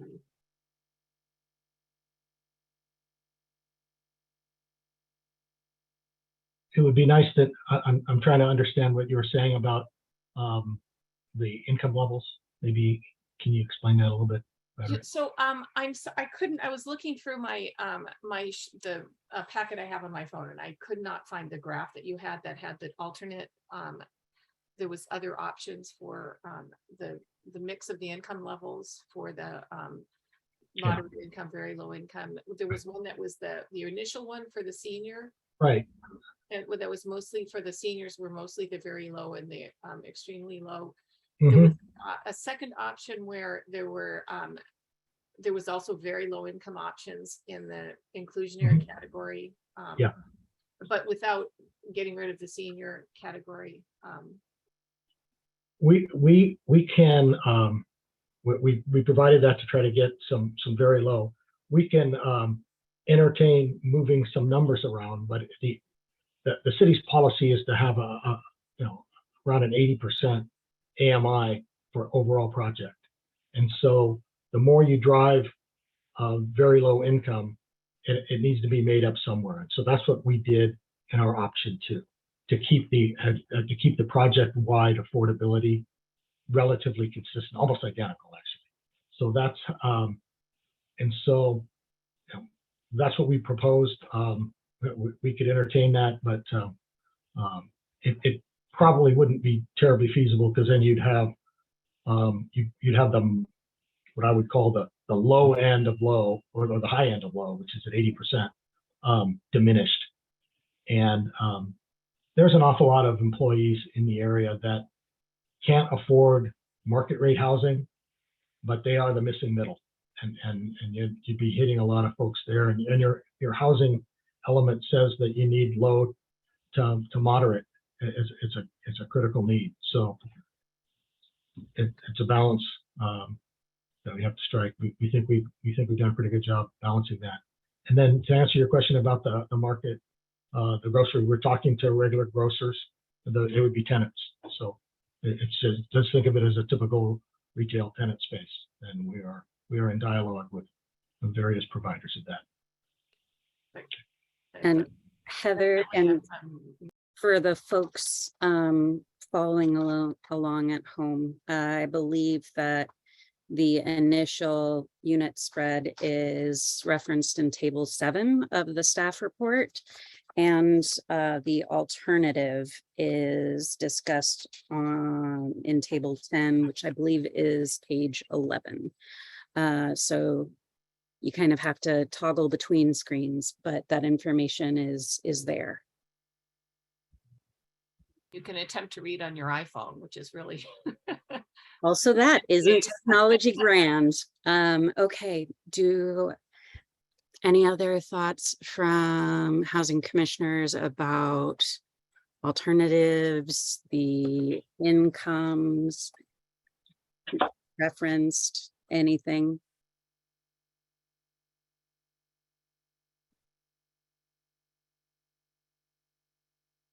Okay. Right. So then I will hop in with a lot of thoughts.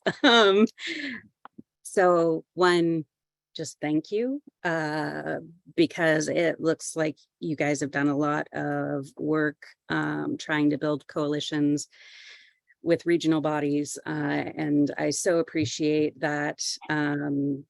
As Sam Seda mentioned, there is a silver tsunami that is occurring, and the number of seniors, I think it's about a quarter of the population. And so they desperately need homes and are a deeply valuable part of our community that should be able to stay. So specifically hitting these, I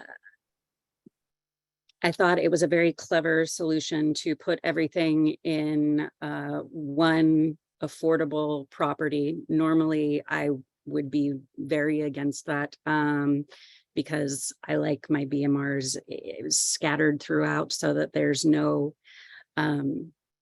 so that you can't quite tell who is in affordable housing and who is not. But I deeply respect the desire to provide seniors with resident services that will help them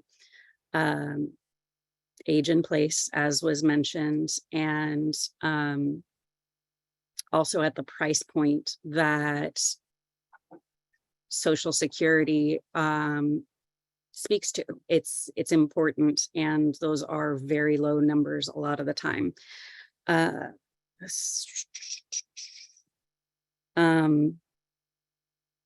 Also, thank you for the 3-bedroom units in the unit spread, because we want our families to be able to stay and grow as well. And the $5 million, which we're not talking about tonight. I hear you, Kyle.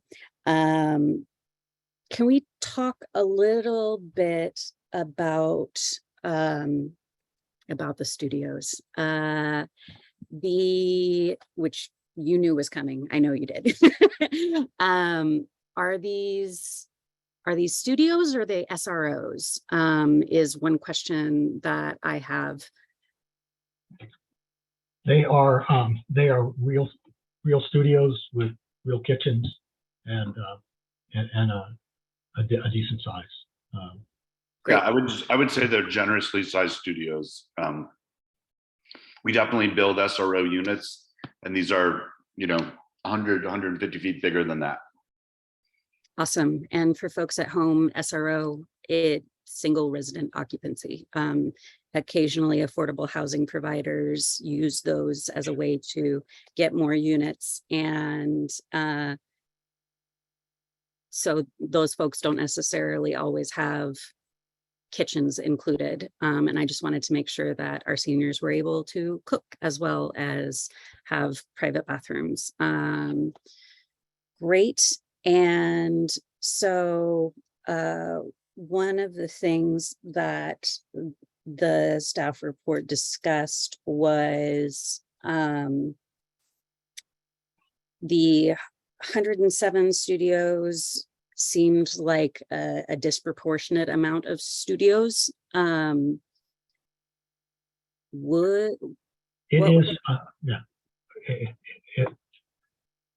If you remember Doug Shoemaker's comment about throughout his portfolio, it's 1.09 occupants per. So if you assume that the units that aren't studios have 2 people in them, we'd be right at that level.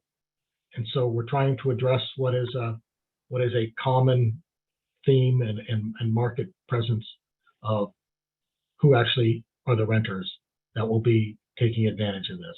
And so that's how we came about with this, is to try to target what's actually happening in the general world. Understood. And so the number of studios is just about housing as many people with the data that we have as possible. Yeah, and being able to, because these projects obviously cost money, and pushing for the low income housing tax credits as part of the funding stack. That's how we come up with that number, with a number of other things and experience. And for folks following along, studios generally have an occupancy limit of 1, and 1 bedrooms have an occupancy limit of 2. And so we might be able to help more single person households if we had that number of studios. Right. Got it. Okay.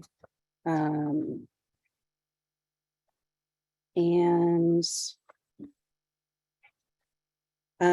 also, I really deeply appreciate you guys, pardon, that's gendered, y'all. I appreciate y'all doing, trying to stair step the affordability levels more, because I think it's important for our affordable housing residents to be able to grow with their community and not be pigeonholed in affordable housing, having to turn down promotions and overtime and things like that to be able to stay in the housing, which is what I dealt with a lot in direct services with BMR administration. Okay. It also mentioned, the staff report also mentioned a third alternative in which everything was moderately priced, pegged. Yeah, I mean, that we could do that. It's not what we proposed. I mean, that's why it's a third alternative. We didn't want to, it's really just a function of, thinking. I just believe that it would be a mistake to go that route, because we really think we've come up with listening to a number of folks, that you want a broad spectrum of affordability and the like. And the other thing I forgot to mention on the moderate, that it isn't talked about very much, but the city of Menlo Park does something differently from most other cities in that it actually has a cap of how much you can charge, which is 75% of market rents in any of those categories. And so if you look at the moderate category, practically it's 100% AMI is what the maximum rent would be for out there today. So while your ordinance allows it to go 80 to 120, with that cap, for the most part, it limits it to about 100% of AMI. So practically, that's how the city can help address that missing middle better, more affordably. Much appreciated for bringing up rents and for the specificity. On page 8 of attachment A, the BMR housing agreement, the affordable rents are defined. And so they're pegged at the high end of the spectrum, which means that they're not going to be affordable for that full range.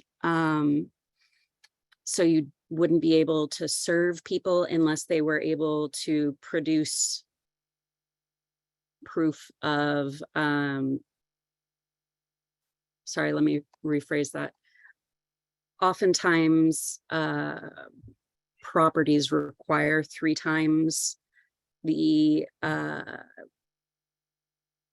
rent as income to be able to move in.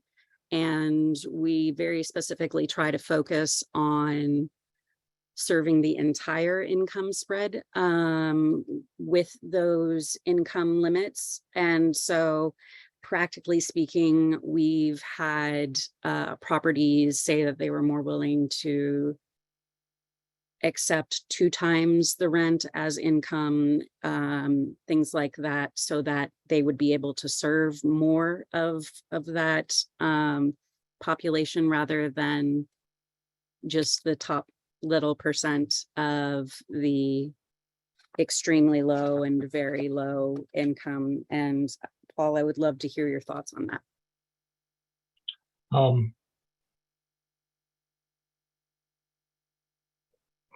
We will follow whatever I'm talking about. First no, of all, I know I really don't. So okay. So maybe Doug Shoemaker is more experienced with that than I. When a potential resident submits an application, it is often industry standard to require 3 times the rent as a way of showing that they're going to be able to pay that rent in terms of income. So in the housing agreement, it talks about 1/12 of 30% of the area median income for the rent that is the maximum monthly rent. We will follow the city's guidelines. That's all I can say, because I've never experienced that situation. So in anything that we've done. So okay, we will follow your rules and how that's done. So and Kyle can guide us and his team to do that appropriately. So Doug, you come back on. Did you have thoughts? No, I'll just say I do understand what you're referencing, Commissioner, and I think it is a challenge. You know, we try to find the balance between sort of overburdening folks on the rent side, and then especially those extremely low income levels, the alternative is way worse. And so, you know, generally speaking, we try to make sure that people's rent burden sort of falls somewhere between, 30 and 50%. We don't like to see people go beyond that because they often don't succeed in housing. But again, depending on how we could work with the city and others to make that work, and what other resources might be available to kind of bring those units within reach of other folks. So, right. Just as an idea, I've seen some other cities request that the developments peg the rent to the middle of the income spread rather than the top, just so that they could For sure. And I guess I would just say at 30% of median, I don't think you want to do that because the bottom of that is 15%. Right. Or the middle of that. So I think you're really looking at pegging that at 30. And I think for the higher income units and stuff like that, we sometimes go with a broader range. But again, folks can move in at 40% of median into a 50% of median income unit. So I think, you know, at least on the senior side, I feel pretty comfortable with what we're presenting for the time being. So great. But again, with Paul, happy to work with staff. It is true that every city has a slightly different approach to it, and we're happy to be, you know, in alignment. So Perfect. And right, I was referencing ELI is the first thing on the list of all of the monthly maximum rents. And so I would hold that doing something like that for all of the incomes, or perhaps maybe not the seniors, but for our inclusionary units might be more useful in serving a spread of people. I very much appreciate you guys saying that you were willing to work with the city on it, though. Yeah, I believe that when we made an original proposal, Kyle asked us to, Kyle and his team, to put it at the maximum. But I believe the city's philosophy is that very few people are gonna hit the maximum. So in a sense, it's the worst case scenario as to the project-wide average median income, and that practically it's going to be lower than 80% because of how people have to have that flexibility to have their incomes match their rents. But we didn't get into the actual specifics of the mechanics of when we get an application in, and we will address that with your staff and follow those guidelines. Wonderful. Okay. And yeah, just want to reiterate how exciting it is to see office space become housing, to include a market in an area that is underserved by grocery stores is awesome. And very, very supportive of that. Commissioner Walker, I saw your hand go up real quick. So would House Keys oversee this property as well? I don't know that organization. House Keys is the organization that does below market rate administration for the city of Menlo Park. And so they would most likely run the inclusionary, making sure the compliance of that aspect, but Mercy has their own staff for the senior housing, it sounds like. Yeah, Eric Morley with Signature. So we typically would work with an organization like Home Keys on criteria, on on applications. So yeah, we're familiar with that, and Mercy would do that. Great. Okay. And Paul and Eric Morley with Signature Development. Just to clarify, we wouldn't be in a position to further artificially lower rents below the proposal that is outlined before you, but obviously as extended as it is already, but we'll work with staff on some of the nuances here. Understood. I'm just making sure that you guys understand our position that we have to serve an entire range of incomes for each of these income limits. Okay, do we have anything? Do I have any other comments from commissioners? Perhaps if they're supportive of one option or another.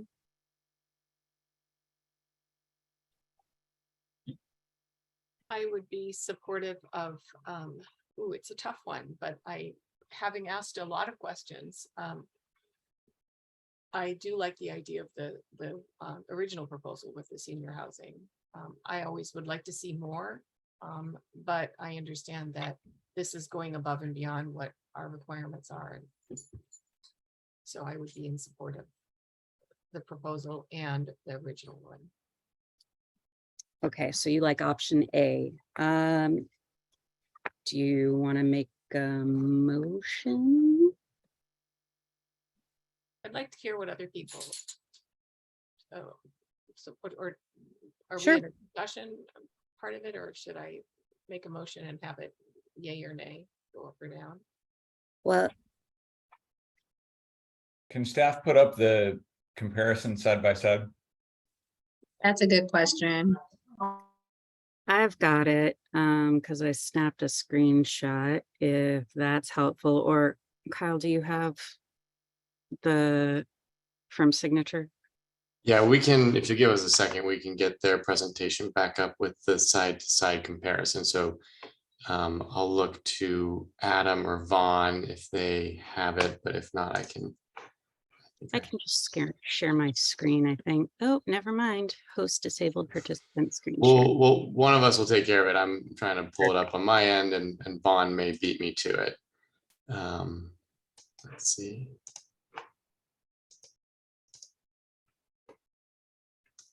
I think I may have it. Thanks, Adam. It's page 15 of the PDF. And while we're waiting for this comparison, do I have any other comments?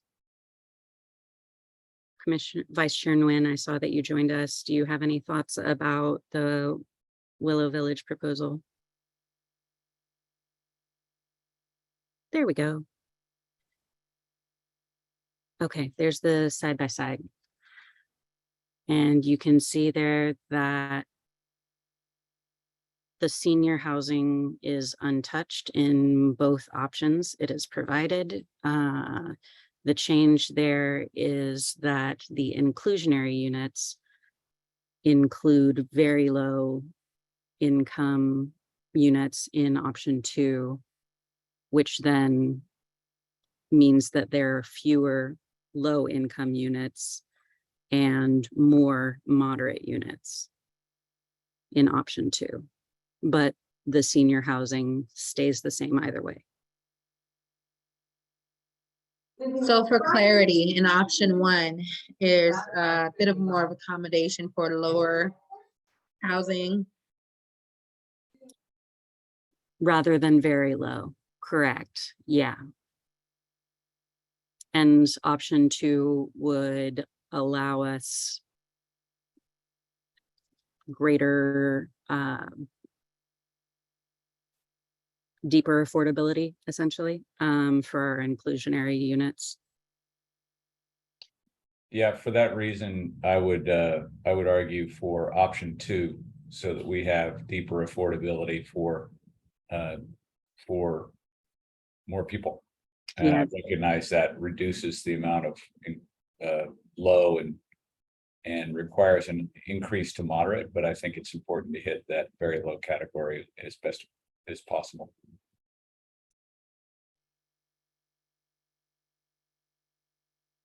That's where I am with it as well, just because it allows for stair stepping and for growth within the community for the rest of those non-age restricted units. And on the age restricted units, the packet said it was either 55 or 62, depending on finances. Is that correct?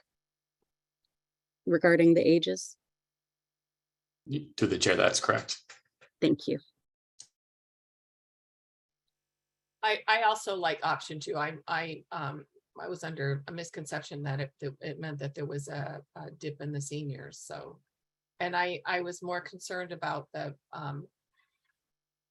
how the increase in the moderate income, but I hear you, Lauren, about, and I know you have more experience in this, and that that does help the people who are, so the idea is that the people who are already in low, if their income goes up, then they can still stay in the BMR units. Is that right? Okay. Right, because we're talking about folks who, all right, we've got a unit spread here. So low income means, very low means 50% of area median income. That's that cap. So like a family of four would be $93,000 a year. That would be their total household income. So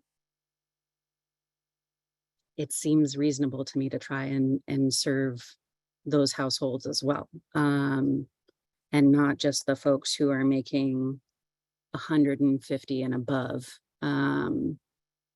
Particularly because I know that the incomes, at least it's been discussed before, that the incomes in Belhaven have traditionally been lower than the county numbers. So I want to be respectful of the Belhaven experience as well. So if deeper affordability means that we can serve more Belhaven residents where they are and keep them in their homes, that makes a lot of sense to me. Am I making things up, Commissioner Walker? Just transparency, I'm on BMR and I deal with, right now, I'm getting a lot of tenants who are concerned because rent is going up 500, 400, 300, and they're like, what am I going to do? So I want to lean towards option 2 because I am considering if we can serve a great population, then awesome. But then I have a heart for those who are like, I moved here because I thought I was going to be able to afford it. And now what the heck am I going to do? So I'm torn. My heart says option 1, but majority rules. But I think I like option 1. Okay. I'm like me fiscally, I'm option 2. I increases. I'm having increases, so I would be in the moderate, but far too many tenants I know are in the low. So, and this is the Belhaven area, and I land there. Mad respect for the vulnerability and putting yourself in the conversation. Thank you for that. And I think it's really important to listen to folks in Belhaven. Vice Chair Nguyen, do you have any thoughts? Are you still with us or no? Nope. Okay. So, do I have a motion?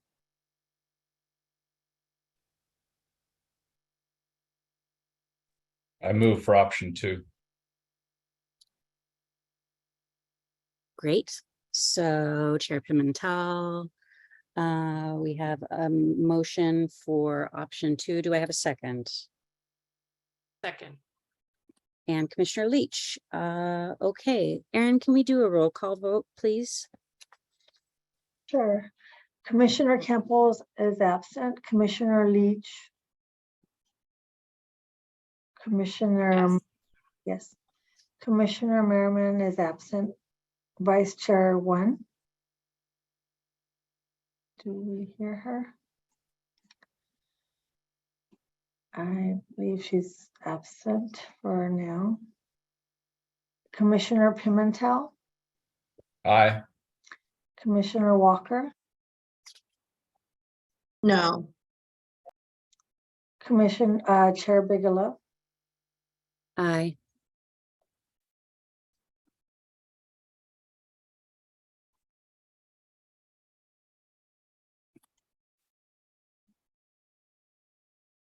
Before we close I guess we can't discuss it further.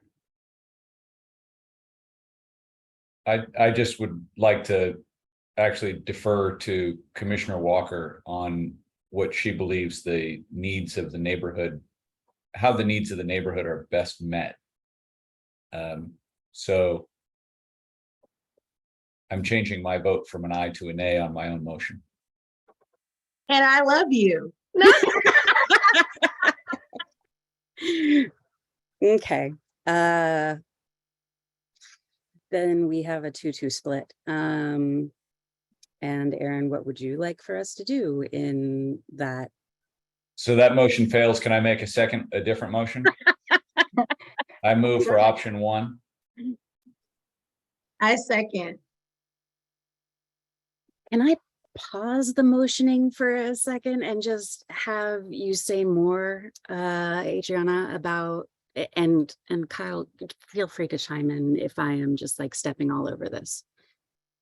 So through the chair, if I could just want to take a pause on this reconsideration and just need to look at a few things to make sure that this process is okay to reconsider immediately after a motion is made and voted on. So if everyone can we could just take a 5-minute pause and come back at like 8:45. I just want to confirm that we can do that in the same meeting. And we don't have our city attorney present. So right. I think we'll need to make a quick phone call. Yeah, absolutely. We can Okay. take a bathroom break and return at 8:45. Please check in with the city attorney and see what they say. We want to make sure that we do this right. Okay, we will see you all in 5 minutes.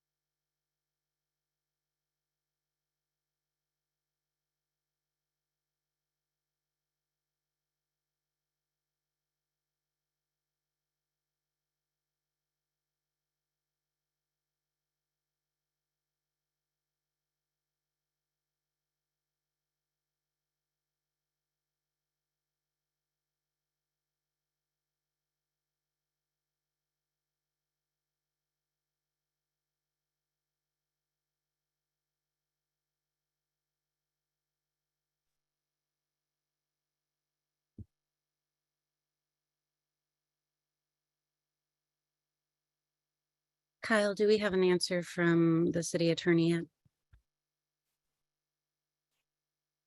Or Adam? I think we need a couple more minutes. Fair enough. I will let you know. Okay, thank you. And just to soundboard, I know we're waiting on an answer, but I was just looking at house keys here. If I'm free to speak, Chairman, I don't want to just be shooting off here. But Anton Menlo has a unit up for lottery. I think the deadline had just recently passed. And it was moderate, 80%. Is that moderate? And the rent is $2,552.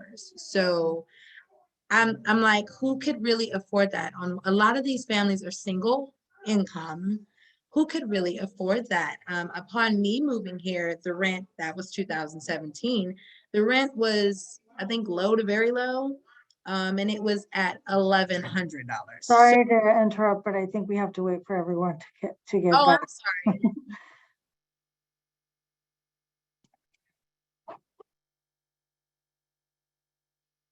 But hopefully we can hear more about what you're talking about once we reconvene, because we do want to hear you.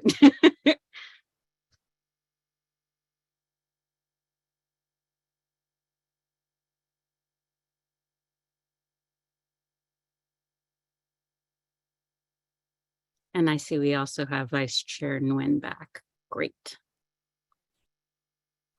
Sorry, I am working in Uganda and internet is spotty. I'm very, very sorry about that. Did you say Uganda? Yes, yes, I'm here. I'm here every 2 months and usually I'm here for like 3 weeks at a time. I found an NGO here to help with the street children. So very remote, just internet is really spotty and I'm sorry, but the time difference is driving me crazy because I think the other day, I think I emailed you guys and say, what happened to the Zoom meeting? I get the days mixed up because we are like 10 hours ahead of you guys. Well, So then, much appreciation for you making the attempt all the way from Uganda. That's kind of incredible. Aaron. but I feel really bad. I've been missing. Sorry. Start your conversation again. Sorry about that. No, it's okay. I was just making sure that we were doing everything that we were supposed to be doing. Talking about non-agendized items is, I think, fine. And Uganda is not agendized for right now. So you're welcome and we're glad that you could join us, Chelsea. And hopefully we will come to Thank you very much. But next time I'm setting an alarm or something. There we go. And hopefully we can, it sounds like we're at the point where we're discussing motions. So hopefully we can wrap this up and you can go to sleep soon.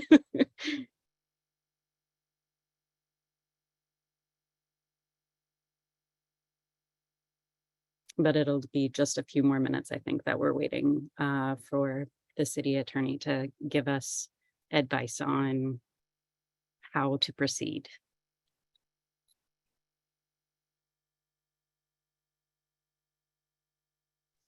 So through the chair, we can reconvene the meeting when you're ready. Ready. Okay, thanks. Mm-hmm. All right, so given there is still discussion on the floor around the motion, we'll consider the motion open. So it's not a reconsideration, but rather the motion is still being discussed. And so you can change your first, second, the motion itself. So we can continue with this item right now. Okay, so there's some flexibility, and we also are joined by Vice Chair Nguyen, who wasn't able to vote prior because of just spotty internet. So So I'd like to adjust my motion to option 1. Okay, understood. And I would love to hear more from Commissioner Walker about why she thought that option 1 was the way to go before we give you a second, John. So just to reiterate, I pulled up house keys, and they have ongoing drawings for different units at different complexes, and of course the home ownership BMR portion. But just for a 1-bedroom at Anton Menlo at 80% AMI is $2,552.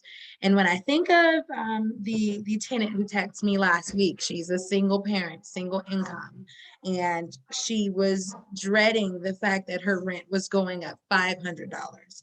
So to start the rent at a moderate, and I know it's only like 20 something unit different, but to start it there, you kind of lose a lot of the people who need the BMR. And again, Burlingame has units go, never mind my son, it's a whole madhouse back here, but we're here, we're doing this. Burlingame is starting at moderate, and their units range for a studio at $2,700 for 613 square feet. And they want $2,700 for the 80% AMI. And it goes as high for a 3-bedroom, $3,800. So I just, again, my heart goes to those on that single income. They would never be able to afford any of that, and they would be displaced. So again, I second the notion for option 1, if that any of that makes sense. Well, just to quickly I'm trying to understand, because you make a lot of very valid points. The rents that they would be charging would be at each income level.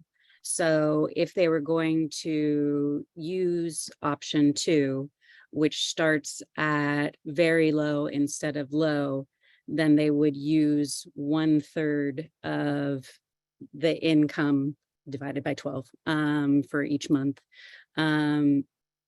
as the starting point. So initially you would be at those lower rents and lower incomes rather than starting at 2,500.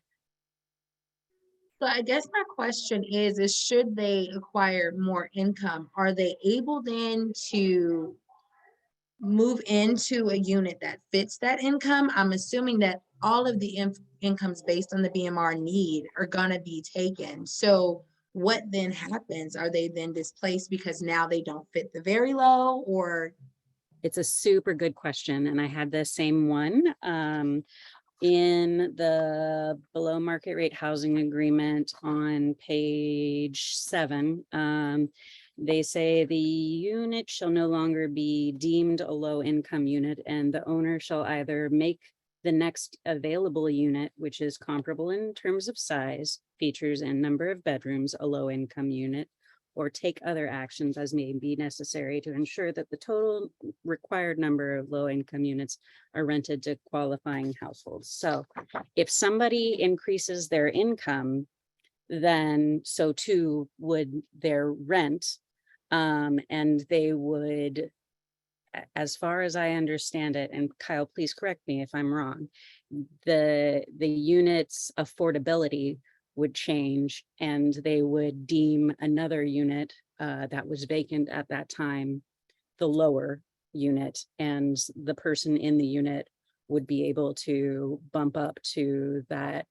higher income, higher rent. So they would be able to grow within the community. That doesn't always happen that way. Sometimes they're folks who, in fact, I would say it very rarely happens that way, because usually you have a property that has one income that they're targeted to, not an income spread. So sometimes there's difficulty if a person's income increases and the rent increases as well.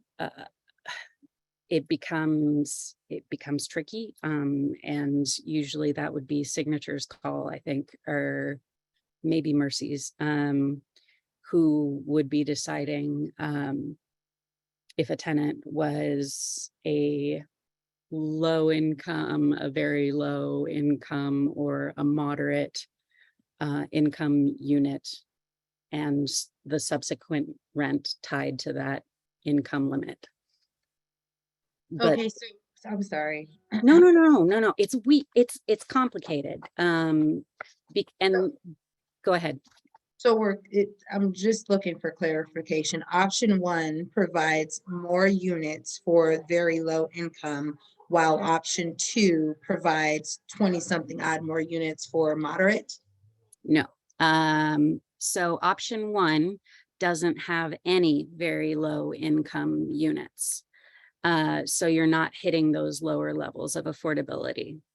And option 2 has 12 units at that very low level of affordability. And because they have to hit an average, an income average across all of the units, they took away some of the low units and added some to the moderate units. There we go.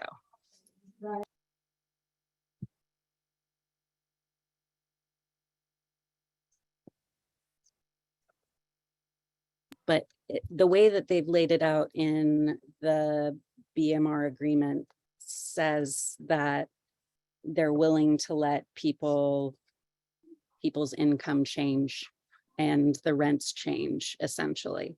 Option 2 provides it to everybody. Yeah. Option 1 doesn't. Okay, I misunderstood that, John. I thank you for supporting me though. Yeah, I didn't realize that. Okay, so in that case, then I think I would be in favor of option 2, because I just want to make sure the people who need it get served. Right. Yeah. And unfortunately, it's the very low to low right now. So that does make sense. Yeah. I'm sorry if I took you guys around the world here. I think that you were probably not alone in being confused, and I'm glad that we had this conversation. I very much appreciate y'all trying to be supportive of each other in the community. Vice Chair Nguyen. Hi, sorry, internet's so bad, but after looking at the comparison side by side, I have to say I go with option 1 because I think they give a lot more units and housing to the low income, 76 versus 53. And as we spoke many months ago when I first joined that, I had a friend who was in a low income. She was forced out. She was a resident in Menlo Park for, gosh, what, like 50, 60 years. They were married, and her husband died, and she stayed on in a little apartment, and she was forced out because she couldn't afford it. I don't know if you remember that, but anyway, I just think that the option 1 provides more, I think, to the low 76 versus 58, and that's the number I see. Yes. Thank you. And you are absolutely on point that the number does change. Just to clarify, in both options, the number of units does not change. It is just the difference of whether we are serving the very low income as well as the low and moderate. So option 2 offers 12 very low income and 53 low income, and there's in both categories offer extremely low senior, very low senior. So in the case of your friend, she'd probably be a person in that circumstance would be offered one that could qualify for the extremely low or very low senior, because I think the senior, they said, that starts at 55 or 62 depending. Correct. So. Which again, very necessary, and I'm so glad that it doesn't change between the options. Okay, so we have had more conversation, and we now have we have 5 people now, which is very exciting, and also means that we have a tiebreaker if we need to go that way. So I Commissioner Pimentel, do you wish to revise your revision?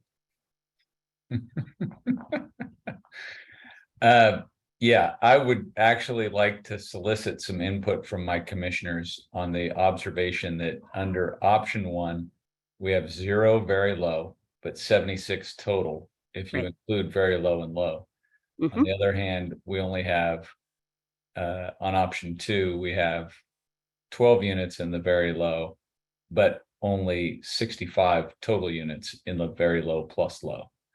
So we're losing 11 units of affordable housing by going with option 2. So my initial thought was we need more very low.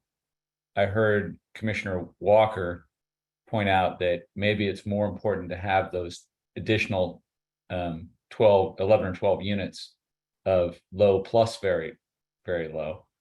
And so that convinced me to go to option 1. So I'd like to hear from Commissioner Walker, which is more important from her perspective, more units in low plus very low, or 11 fewer units in low plus very low, but giving consideration to having 12 units in the very low. And I just want to point out that putting 12 units in the very low means that we would add 11 to the moderate. So it's not even trying to balance. They're adding fewer moderate than they are adding very low. Option 2 is adding fewer moderate, or option 1 is adding fewer moderate? So we have 117 moderate in option 1.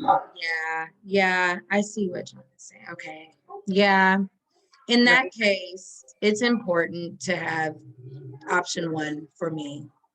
And I'd still stay there. In that case, I will stick with my original amended motion for option 1, please. That's my motion. And again, I really appreciate you guys walking me through this and being patient with me and figuring this out. Thank you.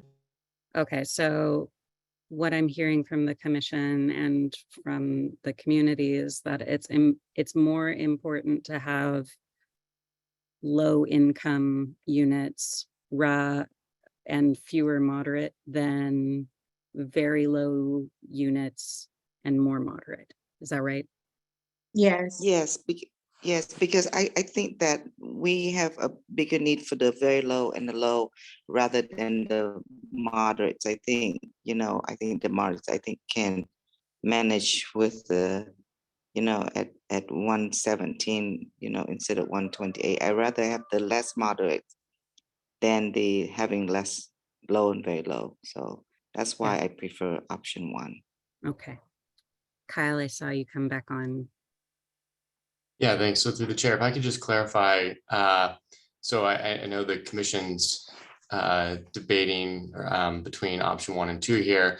And just to clarify, as a recommending body, the commission could make a motion to recommend one of these options with changes or with direction to work on changes as well. So it could be, I'm just going to put this out here, I'm not advocating, but option 1 or let's say option 2, but with a request to look at potential reductions in the number of moderate units. And staff and the applicant could look at that and then ultimately bring a recommendation or bring a proposal to the planning commission, who will forward its recommendation ultimately to city council. There's a couple other layers on this process, on the BMR and the project in general, for additional public input, commission input at the planning commission, council ultimately reviewing and authorizing the BMR agreement alongside the entitlement. So that I think the commission's discussion is definitely components that staff is taking back just inherently through the discussion tonight, but happy to take a recommendation that includes a number of other kind of options or considerations for the applicant to consider. But that's certainly within the prerogative of the commission tonight.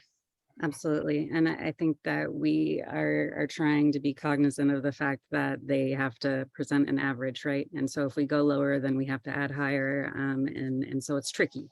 But I definitely hear the ability to create options. Vice Chair Nguyen, I saw you. If If I may add something, I actually would prefer that we have less, we have either option, we have still have more moderate units than low and very low. And that's the part I'm not happy about. If we can make revision to lessen the number of units for the moderate, I think that better maybe down to even 100, not 117 for option one. My only concern is that I have to wait between the time for the revision versus, I mean, how much effect it would have if we take the time to make the requested load for the number of units for the moderate. Would that affect anything at all? And if so, how much time consuming that would be to do this? I just see that I just think that I just prefer that the moderates have the least number of units than any other category, because we have the extremely low, the very low, and low. And I just don't know how we can possibly give the moderate that much more than everybody else. I mean, a different category. I mean, of course, if we combine, that's different. But anyway, that's my thought. Thank you. A very excellent one, and I appreciate it being made. I think we have a motion on the table, but it's changed so much. So I'd like to check in with the motion maker. I withdraw my motion. We don't need to vote on anything. Let's just send this to the city council and move on. Thank you. Okay, so what I'm hearing potentially is a desire for an option 3. Is where we have both very low and fewer moderate units. Is that the ideal that we're trying for? Yeah, that sounds, that would be a motion. I mean, I hear you, Vice Chair Nguyen's concern about spinning our wheels and delaying the project further. But I do wonder, I like the idea of going back and saying option 2, work on reducing the number of moderate income and adding them back to the low, if they could do that. I don't know how. I can tell you that you can't have one without the other. I know. So we are at our limit here. So if you want more low, you need to offset it for us. That's why this is one reason we led talking at the very beginning of this about the subject we're not supposed to talk about, which is our additional commitment to the city about some additional funding on affordable housing. And so we've got a schedule that we need to get this to the Planning Commission and City Council. And ask that you take your best shot right now on a decision, or send it both there. But we can't, our process can't be delayed over a couple of units here. We've given what we think is an extraordinarily unprecedented offer of satisfying below market rate stuff, and it's time to choose. We're happy to do either one of them, but we don't have the luxury of time to try to fine tune this any differently.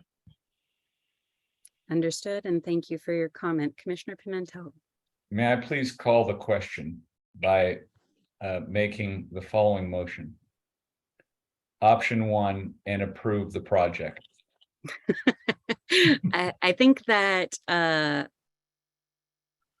it seems like everybody here is really supportive of the project, really supportive of the senior housing. We would love it. I'm sorry, I'm calling the question. Let's move on. Okay. So all right.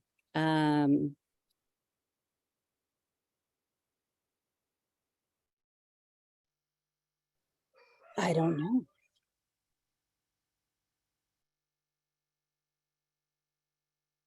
Kyle, I would love for you to lead us. Can I ask a question of staff? Do we have to make this decision, or can we just approve the project and let the city council make the decision? So let me clarify, the commission's role is not on the merits of the project and recommending approval or disapproval of the project. So it's on the BMR proposal.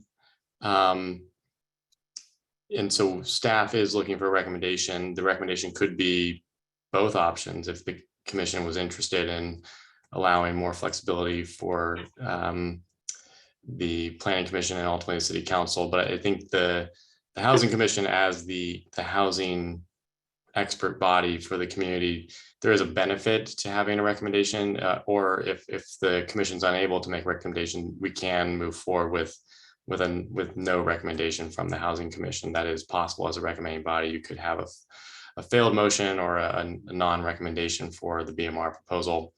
But we are looking for a recommendation. Staff's analysis is in the report, does call into some items for the commission to consider in the BMR proposal, basically those modifications that are being requested. But the merits of option 1 or 2, I think staff would say that both meet the low income equivalency requirement, both do meet or both include the same modifications in terms of location and size or proportionality. So from a staff analysis, both provide similar benefits in terms of the low income equivalency, both contain the same modifications. And so we did not provide specifically a recommendation on one or the other because they both do meet our guidelines if the Housing Commission recommends favorably on modifications and ultimately the council approves those modifications as part of the agreement. So I hope that helps provide some guidance.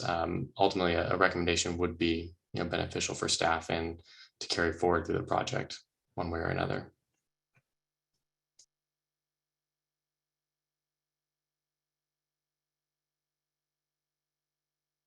Does that answer your question, Commissioner Pimentel? Yes, no further questions or comments from me. Great. Vice Chair Nguyen. Yes, I'm just wondering if our commission vote on one way or the other, and if, let's say, if I still want to lower the number of units for the moderate, and if everybody's voting for option 1, can my comment be put in there so that way the city council will know that at least I don't mind the option 1, but I would still prefer that we lower the number for the moderate units and give it more to the low and very low income folks. I'm just wondering if that is something that can be put in the comment if we were to vote on 1 or 2. I'm not sure. Can staff make sure that that input is reflected? I believe through the minutes or through this recording, the sentiments are definitely captured. If the commission wanted to add any qualifiers to a vote, that's certainly possible too. If the commission was interested in adding something along those lines about that concern, that could definitely be amended to the vote. I do think there's a motion on the table. We don't have a second, so at this point we don't have a vote to take. So I do think that if there is a motion, if there won't be a second, then I think that we need to know that. So it's a failed motion. I think that's kind of the next step here. I second option 1. Okay. Great. So, and just to clarify, Commissioner Pimentel, I heard you withdraw. Any further comment? Did you still support? I'm ready to vote on option 1. Great. Thank you. Then let's have a roll call vote. Okay. Commissioner Campbell absent. Commissioner Leach. Yes. Commissioner Merriman absent. Vice Chair Nguyen. I will vote for option one with a modification that comment that I would prefer that the number of for the moderate income to be lower to 100, or at least lower, so that we can give more housing to the low and very low income seniors. Thank you.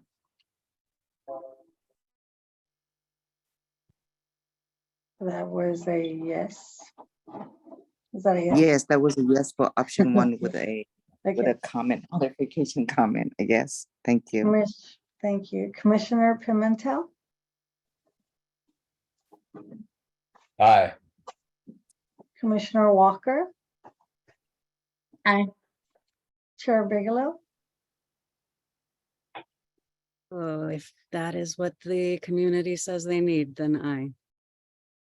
and motion passes. All right, well. That was a thing that happened. I appreciate all of the discussion around it. I learned a lot. Absolutely, absolutely. Okay, so motion passes for option one unanimously. Great. Thank you for your time and your process. I appreciate it. Thank you for joining us For all and the through all information this. and Yeah. answering. All right, so that would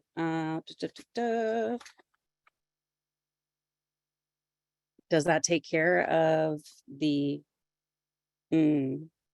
recommendation of the below market rate housing agreement? If we're just selecting option one, staff? I believe so. I mean, we'll take a note of it. Okay, great. Question, how likely are they to consider, can they still go with option two if they wanted to with our recommendation submitted? I think that we just heard that they were at the max of what they were able to do and we had to choose. But obviously we're not the only body, and I don't work for these people, so they should probably answer. Paul, are you still on the line, or did you leave? No, I turned off my camera. Okay. But we are, you know, I thought her question was related to the city council and not to me. So It was to the city. I'm sorry, they being the city, how likely are they to go with the option we recommended? Or can they decide to do what they feel is best and go with, let's say, option two? They can decide whatever the heck they want. So they can fall in alignment with us or not. And it is as they so choose. Okay, so with that, I think we can close out regular business. We're moving on. We've said that we approve the recommendation, and we can move on to reports and announcements. Again, thank you to Signature Development, Mercy Housing for joining us and answering copious number of questions that we had. So with regard to reports and announcements, do we have any ad hoc subcommittee reports? Right now, the only subcommittee we have is the work plan subcommittee. And at this juncture, I do not believe we have any report outs to give there other than it's a work in progress. I'm learning. There you go. Okay, so next up, commissioner updates. Do we have any individual commissioner updates?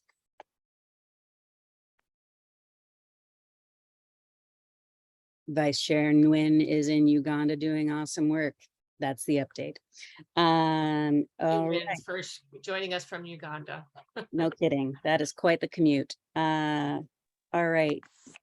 Do we have any recommendations for future agenda items?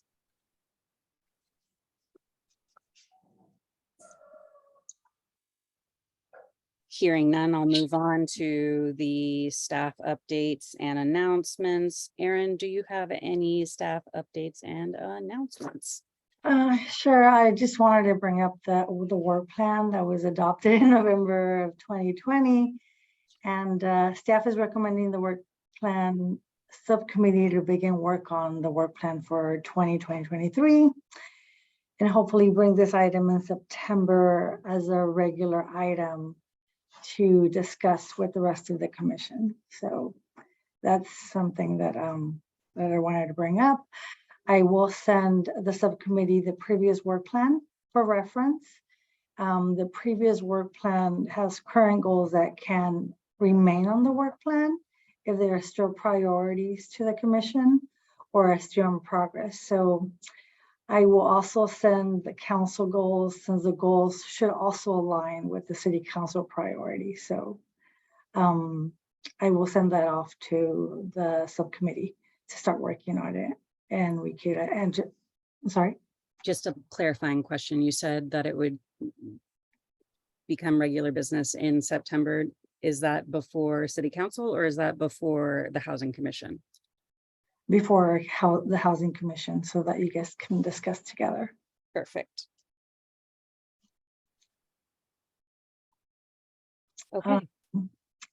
Other news that I don't know if you're aware, but the draft housing element update has been submitted to the state. So that is all we have for news and updates. And the wonderful. Thank you for those updates. And I will, hearing nothing else from staff or a request for any other announcements, I will adjourn the meeting at 9:23 p.m. Thank you all for being here and for being everyone. Thank you.